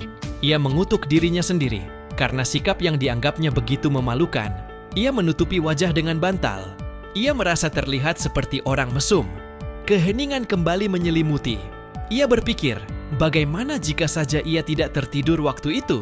Mungkin, sesuatu yang berbeda bisa saja terjadi antara dirinya dan Yeon. Bayangan itu muncul jelas di benaknya. Gambaran dirinya bersama Yeon, sesuatu yang membuat wajahnya semakin memerah. Bahkan cuping telinganya pun ikut merona. Namun kesadaran cepat menghantam dirinya. Ia tersentak bangun, kaget dengan pikirannya sendiri. Ia menyebut dirinya idiot, menegur keras atas bayangan yang tidak seharusnya ada. Ia memutuskan untuk mandi dan kembali fokus pada mengarang lagu. Ia teringat, sebelumnya ia sempat mencoret-coret beberapa melodi di ruang latihan. Namun, sesuatu menarik perhatiannya. Sebuah notifikasi muncul di layar ponselnya dan menemukan sebuah pesan. Ia bertanya-tanya, apakah ini benar-benar akun asli? Apakah akun itu benar-benar milik orang yang ia pikirkan? Atau hanya palsu? Apa pesan itu benar-benar dari Sung Hyun Jae? Pesan itu terbaca jelas. Ia menyebut dirinya sangat menikmati musiknya. Lalu tanpa basa-basi, ia menyampaikan sebuah ajakan kolaborasi. Suara gitar yang bergema memenuhi ruangan. Jemari Hai-in bergerak lincah, menciptakan melodi yang penuh perasaan. Nada-nada itu terus mengalir tanpa henti, seakan menjadi bahasa yang hanya bisa ia pahami. Setelah sekian lama, ia akhirnya menarik napas panjang, lalu menghembuskannya dengan berat. Ekspresinya menunjukkan kelelahan bercampur rasa frustasi yang tak bisa ia sembunyikan. Sebuah DM yang ia terima dari Sung Hyun Jae mengenai tawaran kolaborasi lagu. Namun alih-alih langsung membalas, ia malah membiarkan pesan itu terabaikan. Ia terlalu banyak berpikir dan bertanya pada dirinya sendiri apa yang seharusnya ia lakukan. Dengan gaya Sung Hyun Jae, sebuah kolaborasi pasti akan seru. Tiba-tiba terdengar ketukan pintu. Hai-in mengizinkannya masuk.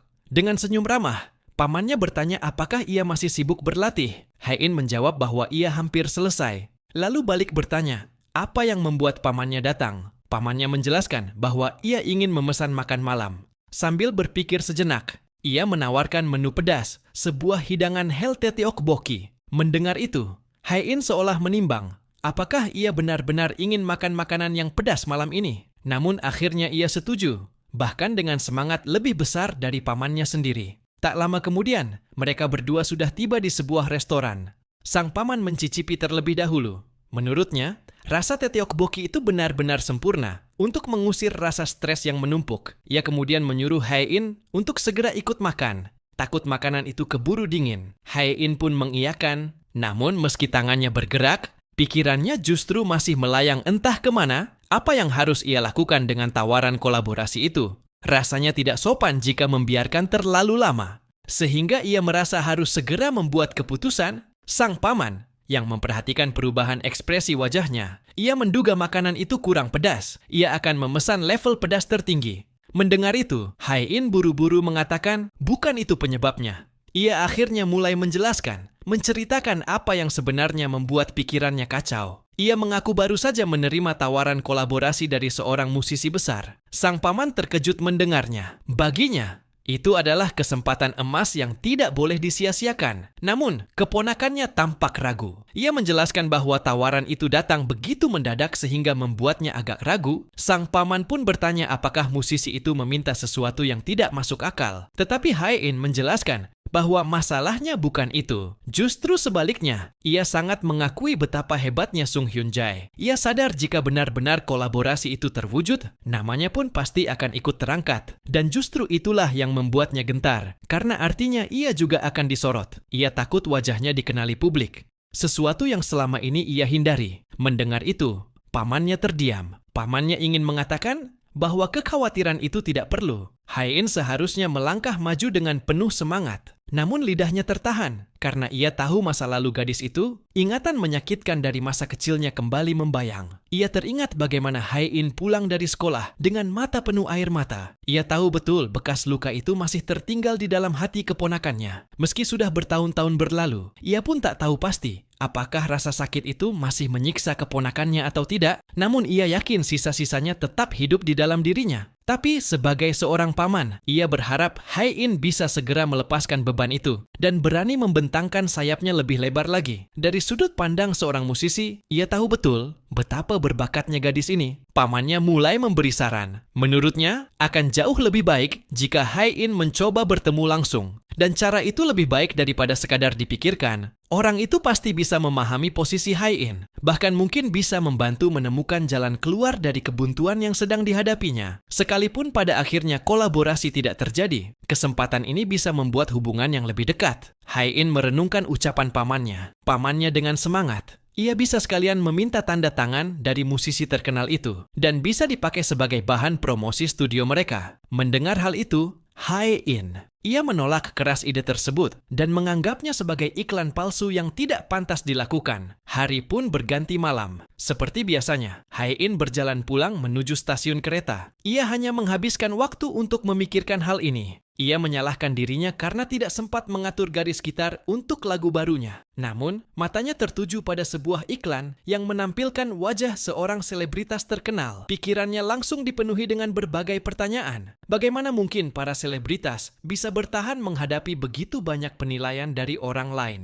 Bagaimana para bintang rock yang selama ini ia kagumi mampu hidup di tengah tekanan yang luar biasa besar? Ia membayangkan betapa banyak keberanian yang diperlukan untuk bisa terus melangkah meski dunia seakan menilai setiap gerak-gerik mereka.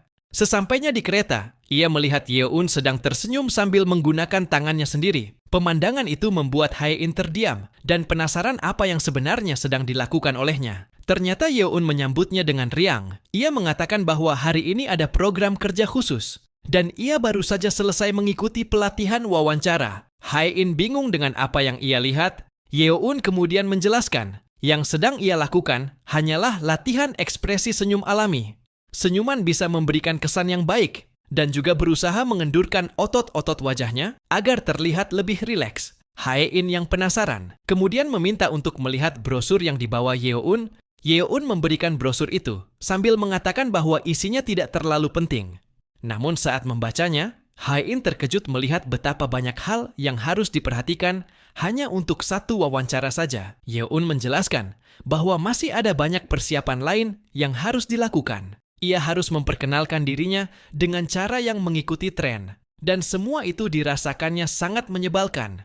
Hae-in kembali merenung. Dari sana, ia mengajukan sebuah ajakan kepada Yeon untuk mencoba sesuatu. Yeon terlihat bingung. Hae-in lalu menyampaikan bahwa yang dimaksud adalah berbicara tanpa menghindari pandangan pewawancara. Yeon terdiam bingung, sulit membayangkan bagaimana bisa melakukan hal itu di tempat seperti ini. Namun, Hae-in akan mengajukan satu pertanyaan, sementara Yeon duduk di hadapannya dan mencoba menjawab. Jika Yeon sampai menghindari tatapannya, berarti ia dianggap kalah dalam latihan. Awalnya Yeon merasa ragu. Ia menganggap ide itu agak memalukan untuk dilakukan di stasiun. Namun Hae-in menanggapi bahwa tidak ada salahnya mencoba. Juga kereta saat itu tidak terlalu ramai. Akhirnya Yeon pun setuju untuk mencobanya. Tapi harus dilakukan dengan cepat. Ia tak ingin berlama-lama dalam situasi yang terasa canggung ini. Mereka segera memulai. Saat itu, pandangan Hae-in tertuju pada wajah Yeon. Ia terdiam, memperhatikan sosok di hadapannya dengan penuh ketelitian. Sudah lama ia tidak melihat wajah serius dari pria itu. Bahkan, ini adalah pertama kalinya ia menyaksikan ekspresi kesungguhan yang begitu nyata terpancar dari mata Yeon. Ekspresi itu bukanlah hal biasa. Hae-in yakin bahwa itulah bentuk Yeon ketika ia berusaha memberikan yang terbaik. Saat pria ini akan duduk di ruang wawancara, Hae-in yakin dunia akan berhadapan dengan sosok Yeon yang memperlihatkan keseriusan, memberikan segalanya untuk terus maju. Seorang Yeon yang hadir penuh wibawa dalam setelan semi-formal, duduk tegap di kursi wawancara, memancarkan aura percaya diri. Gambaran itu begitu jelas hingga membuatnya ingin sekali menyaksikan langsung momen tersebut. Sementara itu, Yeon menyinggung bahwa seharusnya sesuatu sudah ditanyakan kepadanya. Kejutan kecil membuat Hae-in tersadar dari lamunannya. Ia buru-buru mengatakan bahwa ia hanya cuma memikirkan sesuatu. Dengan wajah sedikit salah tingkah, ia akan segera mengajukan pertanyaan. Pertanyaan itu sungguh tak terduga. Hae-in menanyakan tentang kapan terakhir kali Yeon mencium seseorang. Seketika, keterkejutan besar muncul. Bagi Yeon, pertanyaan itu sama sekali tak pantas untuk perusahaan, menganggap hal itu terlalu pribadi. Namun Hae-in tidak setuju. Baginya, segala kemungkinan bisa saja terjadi. Mereka harus siap untuk menghadapinya. Yeon tetap yakin bahwa tak mungkin ada pertanyaan semacam itu. Baginya, itu lebih mirip permainan minum. Hae-in justru menganggap jawaban itu membosankan. Ia menuding Yeon sudah kalah dalam permainan. Sementara itu, Yeon semakin tersulut. Ia akan melaporkannya langsung ke Kementerian Ketenagakerjaan, membuatnya melontarkan pikiran bahwa mereka berdua tidak punya masa depan bersama, bahkan merasa tak ingin pergi ke wawancara itu. Wajah Hae-in tetap ceria. Ia mengeluarkan sesuatu dari dalam tasnya dan memberikannya pada Yeon. Ia menyebut benda itu sebagai bayaran atas sesi wawancara mereka. Ia menyebut bahwa benda kecil itu adalah jimat keberuntungannya. Yeon menerima dengan rasa heran, sementara Hae-in menjelaskan bahwa yang ia berikan adalah pick gitar yang selalu digunakannya saat memainkan gitar listrik. Jika Yeon membawanya, maka kesalahan bisa dihindari, seolah keberuntungan akan selalu mendampingi.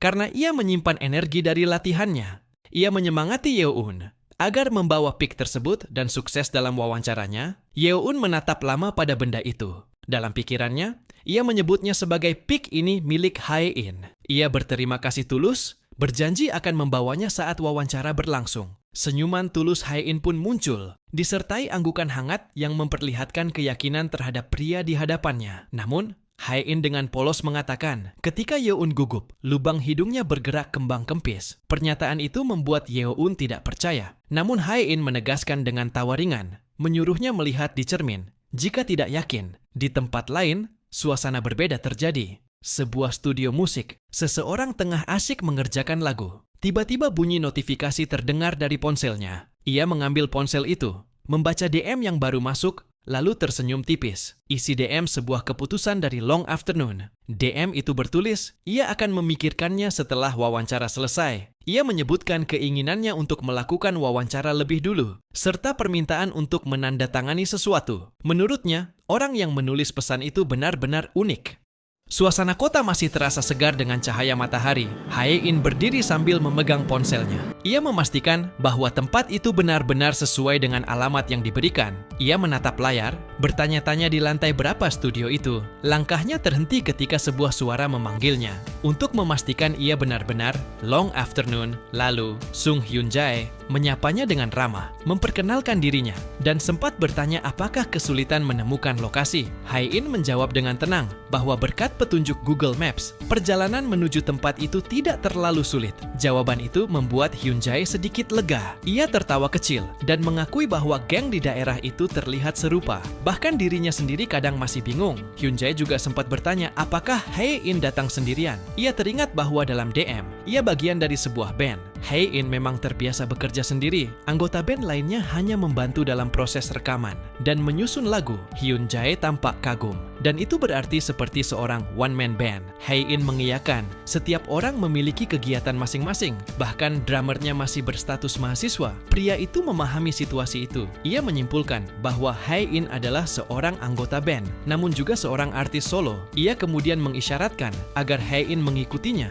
dan mengobrol di dalam. Saat mereka berjalan menuju studio, Hyun-jae menanyakan bagaimana sebaiknya ia memanggilnya. Apakah panggilan Long Afternoon tidak masalah? Hae-in menjawab singkat bahwa nama aslinya adalah Shin Hae-in dan ia tidak keberatan dipanggil dengan nama apapun. Hyun-jae tersenyum dan memutuskan untuk memanggilnya dengan nama asli, sebuah bentuk kedekatan yang lebih pribadi. Hae-in hanya menanggapinya dengan tenang, sementara pria itu tertawa kecil untuk mencairkan suasana. Mereka tiba di lantai atas. Hyun-jae menjelaskan bahwa ruang meeting perusahaan sedang direnovasi. Mereka akan menuju studio dan ia juga ingin Hae-in mendengarkan demo lagu yang sudah ia siapkan. Hae-in memperhatikan di sekitar sambil bertanya-tanya apakah seluruh gedung ini milik Hyun-jae. Pria itu segera membantah, ia hanya menyewa beberapa ruangan di gedung itu. Ia bukan selebritas besar yang memiliki bangunan semegah ini, namun siapa tahu suatu hari nanti ia bisa membeli seluruh gedung ini jika label musik yang sedang ia bangun benar-benar sukses. Hae-in tanpa banyak ekspresi dan hanya memberikan komentar singkat bahwa membuat label sendiri terdengar menakjubkan.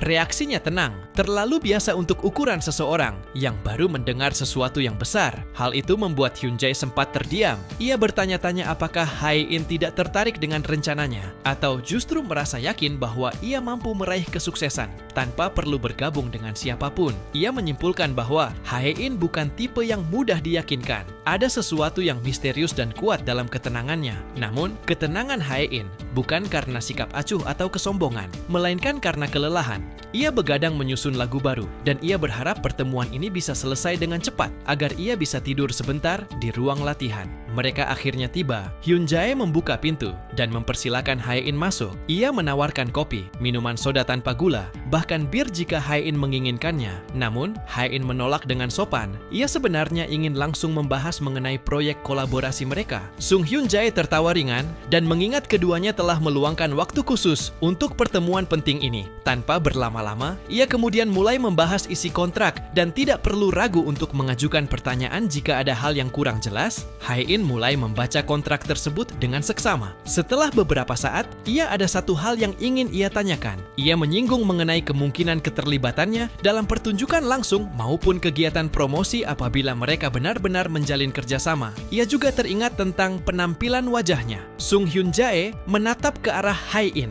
dengan sorot mata yang gembira. Ia menegaskan bahwa semua keputusan ada di tangan Hae-in. Ia bisa menjadi artis tanpa wajah atau ikut untuk kegiatan lain. Sebelum melanjutkan, Sung Hyun-jae menyampaikan satu hal penting. Ia mengungkapkan alasan sebenarnya ingin berkolaborasi dengan Long Afternoon. Bukan semata-mata karena ia yakin kerjasama itu secara komersial, melainkan karena ia benar-benar ingin memperkenalkan seorang artis berbakat kepada dunia. Perasaan itu lahir dari ketulusan hati yang ia sampaikan langsung. Hae-in terdiam. Suasana hening sejenak, lalu Sung Hyun-jae mengusulkan agar mereka mendengarkan demo lagu tersebut pada saat itu juga. Hae-in menyetujuinya tanpa ragu. Ia kemudian mulai mencari file demo yang dimaksud. Jika ia harus tampil secara langsung, ia sebenarnya akan menolaknya. Namun yang membuatnya terkejut adalah fleksibilitas yang ditunjukkan. Ia mulai bertanya-tanya, apakah sikap lembut itu hanyalah strategi untuk memastikan kesepakatan kerjasama terjadi? Sung Hyun-jae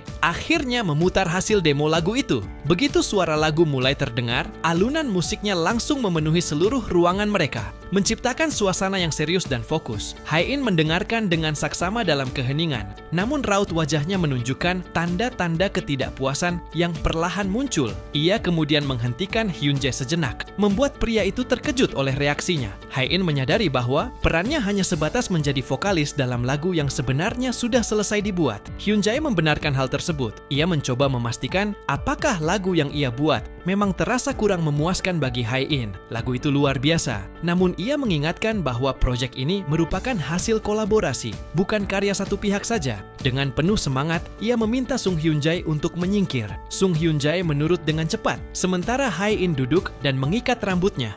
Bersiap untuk bekerja serius, ia kemudian memutuskan untuk menghapus semua track yang dianggap tidak perlu. Hyun-jae awalnya berpikir bahwa cukup dengan menonaktifkan suara saja. Namun Hae-in menolak ide itu mentah-mentah dan memilih untuk benar-benar menghapus semuanya. Hyun Jae menjerit panik. Hae-in dengan tegas menyampaikan bahwa ia tidak boleh terlalu terpaku pada hal-hal kecil seperti itu. Namun itu adalah hasil kerja kerasnya selama 3 malam tanpa tidur.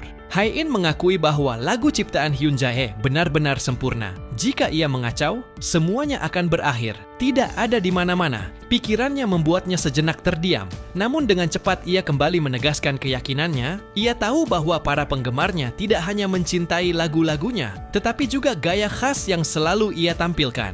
Selama nama Long Afternoon masih melekat, ia tidak akan pernah berkompromi untuk mengikuti gaya lain, dan itu adalah jati dirinya sebagai seorang musisi. Di sampingnya, Hyun Jae memperhatikan dengan saksama. Awalnya ia mengira bahwa Hae-in hanya terpengaruh oleh aliran shoegaze dan post-rock. Namun, Hae-in juga mampu menyusun jauh lebih luas dan unik. Ia menyadari bahwa alih-alih mengubah gaya demi kompromi, Hae-in justru mampu menarik lagu tersebut ke dalam dunianya sendiri. Hyun Jae terkesan. Ia menganggap apa yang dilakukan Hae-in benar-benar menakjubkan. Ia mulai memandang Long Afternoon sebagai perwujudan dari sosok Shin.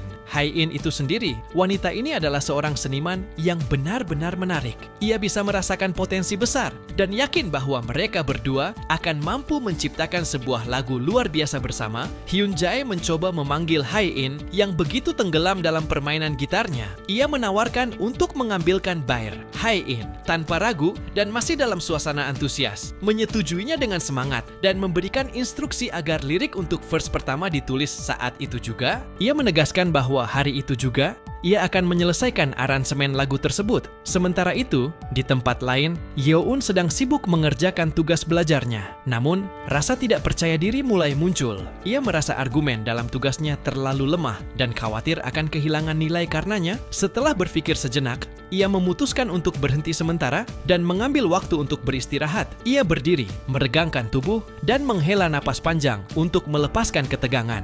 Ia teringat bahwa pertengahan bulan April menandakan ujian tengah semester akan segera berakhir. Ia akan memiliki sedikit masa untuk beristirahat. Ia harus mulai bersiap menghadapi tes kecakapan dan beberapa pameran kerja yang akan datang. Namun, ada satu keinginan yang muncul.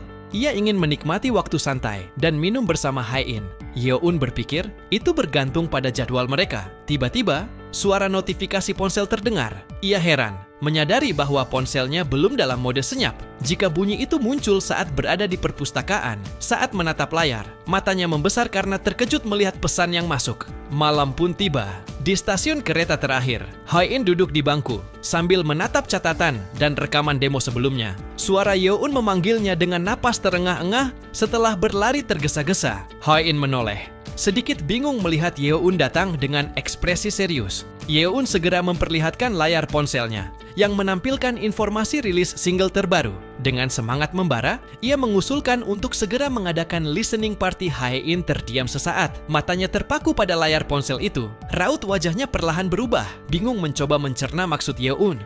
Yeon memperlihatkan layar ponselnya. Hae-in mengulangi ucapan itu pelan-pelan, seolah mencoba memahami maknanya dari listening party. Bertanya dengan nada kebingungan. Yeon menjelaskan dengan semangat, listening party adalah tempat di mana orang-orang berkumpul untuk menikmati lagu Daekea. Berbagi pemikiran mereka. Hae-in masih belum sepenuhnya paham. Ia belum pernah mendengar hal seperti itu sebelumnya. Yeon melanjutkan ceritanya. Sewaktu SMA-nya, temannya mengajaknya menghadiri listening party untuk pertama kalinya. Sang penyanyi ikut hadir secara langsung. Setelah semua orang mendengarkan lagu baru bersama-sama, penyanyi tersebut berbagi makna di balik liriknya. Bagaimana ia menciptakan liriknya? Bagi Yeon itu benar-benar hebat. Mereka seharusnya membuat listening party mereka sendiri. Ia baru saja melihat postingan di Insta tentang Long Afternoon yang akan rilis lagu baru pada tanggal 28 April. Yeon dengan semangat mengajak Hae-in untuk datang ke tempatnya pada hari itu dan mendengarkan karya baru bersama-sama. Hae-in terdiam beberapa saat. Ia tampak memikirkan sesuatu. Hae-in merasa ada sesuatu yang kurang. Listening party selalu melibatkan melibatkan sang artis. Tanpa kehadiran itu, apakah suasananya tidak akan terasa hampa? Yeon tahu itu benar, tapi bukan berarti mereka tidak bisa bersenang-senang bersama tanpa artisnya. Dan mungkin sedikit minum juga. Hae-in memiringkan kepala, memandang dengan ekspresi lembut. Ia kemudian bertanya dengan nada menggoda tentang apa sebenarnya yang Yeon maksud. Seolah ingin tahu apakah ajakan itu sekadar untuk minum bersamanya. Yeon sempat kebingungan dan tidak langsung memahami maksud perkataannya. Dengan wajah yang marah dan gerak tubuh sedikit panik, ia buru-buru menjelaskan bahwa maksudnya bukan seperti itu. Semangatnya benar-benar karena lagu baru berjudul Long Afternoon. Seketika wajah Yeon memerah, namun ia tahu bahwa sedikit dari kata-kata Hae-in tadi memang benar dan merasa alasan kali ini benar-benar bagus. Hae-in menatapnya lama, lalu tersenyum kecil tanpa berkata apa-apa. Ia mengambil ponselnya untuk memeriksa jadwal. Ia membuka kalender dan menatap tanggal 20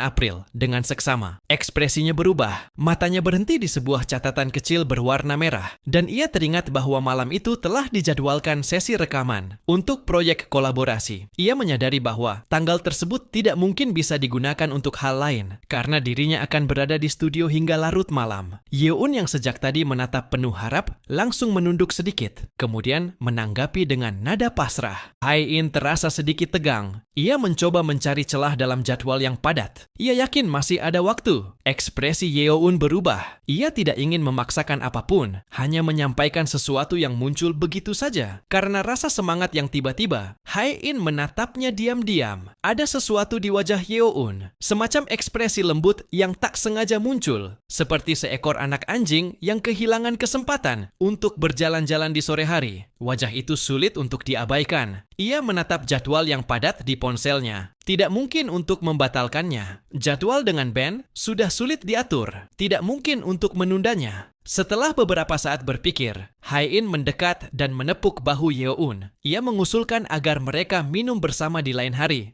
Tidak diperlukan alasan khusus untuk bisa berkumpul bersama. Jika mereka memang ingin melakukannya, maka cukup dilakukan saja. Setelah ujian tengah semester berakhir dan semuanya menjadi lebih santai, ia mengajak agar mereka benar-benar meluangkan waktu untuk minum bersama dan menikmati momen itu tanpa beban. Yeon mendengarkan dengan ekspresi lembut. Baginya, ajakan itu terdengar begitu baik. Ia menyetujui dengan tenang. Mereka pasti akan menemukan hari yang baik lainnya. Hari-hari pun berlalu dengan cepat. Ujian tengah semester akhirnya tiba. Ketika akhirnya bel tanda waktu habis berbunyi, guru mengumpulkan jawaban mereka. Ujian telah berakhir. Yeon menegakkan tubuhnya, menarik napas panjang, lalu meregangkan bahu. Ujian yang melelahkan itu benar-benar sudah selesai. Sekarang, yang tersisa hanyalah satu proyek yang harus dikumpulkan minggu depan sebelum ia benar-benar bisa bersantai sepenuhnya. Ia bahkan sempat berpikir bahwa dirinya akan mati kelelahan. Karena semua ini, temannya menanyakan, apakah Yeon sudah menyelesaikan ujian hari ini dan mengajaknya untuk ikut ke pesta setelah ujian. Yeon sebenarnya ingin sekali ikut, namun ia harus bekerja malam ini, jadi ia tidak bisa ikut ke after party. Temannya mencoba membujuknya, mengatakan bahwa tidak apa-apa jika ia mengambil cuti lagi. Semua anggota klub akan hadir, tapi Yeon tetap menolak dengan lembut. Namun, ada alasan lain yang membuatnya tidak ingin pergi ke after party, karena hari ini adalah hari rilis lagu baru yang sudah ia tunggu-tunggu. Bahkan tanpa sesi bersama Hae-in sekalipun, ia yakin lagu itu akan membawa kebahagiaan tersendiri. Ia tak ingin melewatkan momen itu. Ia mengucapkan selamat bersenang-senang untuk temannya, lalu melangkah pergi. Temannya hanya memintanya untuk datang berkunjung ke ruang klub kapan saja jika sempat. Dalam perjalanannya pulang, lagu baru itu akan dirilis pukul 4 sore. Ia akan menyimpannya sampai malam nanti, ketika ia sudah selesai bekerja. Tanpa sadar, senyum kecil muncul di wajahnya, kemudian berubah menjadi tawa kecil.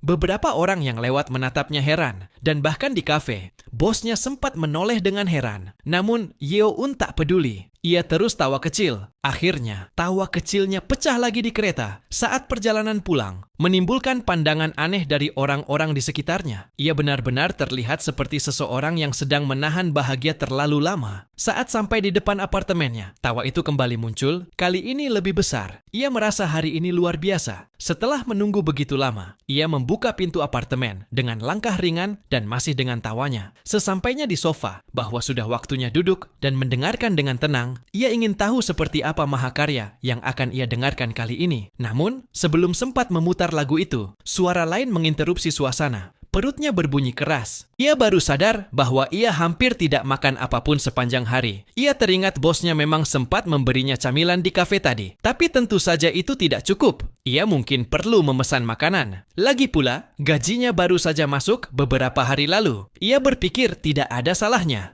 memesan ayam goreng malam ini. Dengan cepat, ia menuliskan catatan untuk kurir agar meninggalkan pesanan di depan pintu. Ia berpikir akan mandi sebentar, sembari menunggu makanan datang. Begitu masuk ke kamar mandi, air hangat menyapa kulitnya dan membuat tubuhnya rileks. Namun, di balik rasa nyaman itu, pikirannya mulai melayang. Wajah seseorang tiba-tiba muncul di benaknya. Hai-in, sosok itu selalu muncul begitu saja tanpa diundang. Ia merasa sedikit aneh, karena hari ini sebenarnya sudah berjalan sangat baik. Namun entah kenapa, ada perasaan hampa yang tiba-tiba muncul. Ia bertanya-tanya, mengapa ia merasa begitu kesepian? Padahal semuanya berjalan lancar. Ada ruang kosong yang tak terisi dalam dirinya. Tiba-tiba, suara bel pintu mengganggu pikirannya. Ia berhenti sejenak dan merasa bingung. Mungkinkah makanannya sudah tiba? Tapi kenapa kurirnya terus menekan bel? Biasanya mereka hanya menaruh pesanan dan pergi. Suara bel terus berbunyi berulang kali. Yeon mulai kesal. Ia sudah menulis instruksi dengan jelas agar makanan ditinggalkan saja di depan pintu. Dengan terburu-buru, ia keluar dari kamar mandi. Ia menggerutu kesal dalam hati karena merasa terganggu, masih ingin menegur sang kurir atas ketidaktahuan mereka membaca catatan pesanan. Namun begitu pintu terbuka, kata-kata itu terhenti. Matanya membulat kaget. Di depan pintu bukanlah kurir makanan, melainkan seseorang yang sama sekali tidak ia duga. Mengapa Hai-in bisa berada di sana? Di depan pintu apartemennya, Hai-in tidak berkata apa-apa, hanya memandang ke arah tubuh bawah Yeon dengan tatapan yang dalam dan heran. Lalu, ia mengatakan bahwa dirinya datang untuk ikut musik party. Yeon tampak terkejut, mengingat sebelumnya, Hai-in sempat mengatakan bahwa ia memiliki urusan penting dan mungkin tidak sempat datang. Namun kini, Hai-in berdiri di hadapannya sambil membawa minuman, menjelaskan bahwa ia sangat ingin ikut sehingga memaksakan diri untuk hadir. Ia menatap Yeon dengan ekspresi dan menanyakan apakah dirinya datang terlambat. Yeon buru-buru menjawab bahwa ia juga baru saja tiba di rumah dan mempersilakan Hai-in untuk masuk. Hai-in menatap Yeon sambil tersenyum, menggoda dengan kebiasaan Yeon di rumah yang tampaknya hanya mengenakan pakaian dalam. Candaan itu membuat Yeon tersentak dan baru menyadari sesuatu yang memalukan. Tanpa berpikir panjang, ia berteriak panik, meminta Hai-in menunggu sebentar, lalu berlari ke dalam kamar untuk mengenakan celana panjangnya. Hai-in hanya berdiri sambil tersenyum kecil. Ia berpikir bahwa Yeon pasti baru saja selesai mandi. Yeon tampak terburu-buru mengenakan celana panjang. Wajahnya diliputi campuran gugup dan tidak percaya. Hai-in kini berada di rumahnya. Ia merasa tempatnya terlalu berantakan. Bahkan sampah pun belum sempat ia buang. Apa yang harus ia lakukan sekarang? Suara lembut Hai-in memecah pikirannya. Ia segera menjawab dengan cepat. Hai-in bertanya, apakah ia boleh meminjam pakaian ganti seperti terakhir kali? Ia menjelaskan bahwa sebelum mereka menikmati minuman, ia ingin membersihkan diri terlebih dahulu. Sambil membuka jaketnya, situasi yang seharusnya sederhana kini berubah menjadi momen yang membuat jantungnya berdetak lebih cepat dari sebelumnya.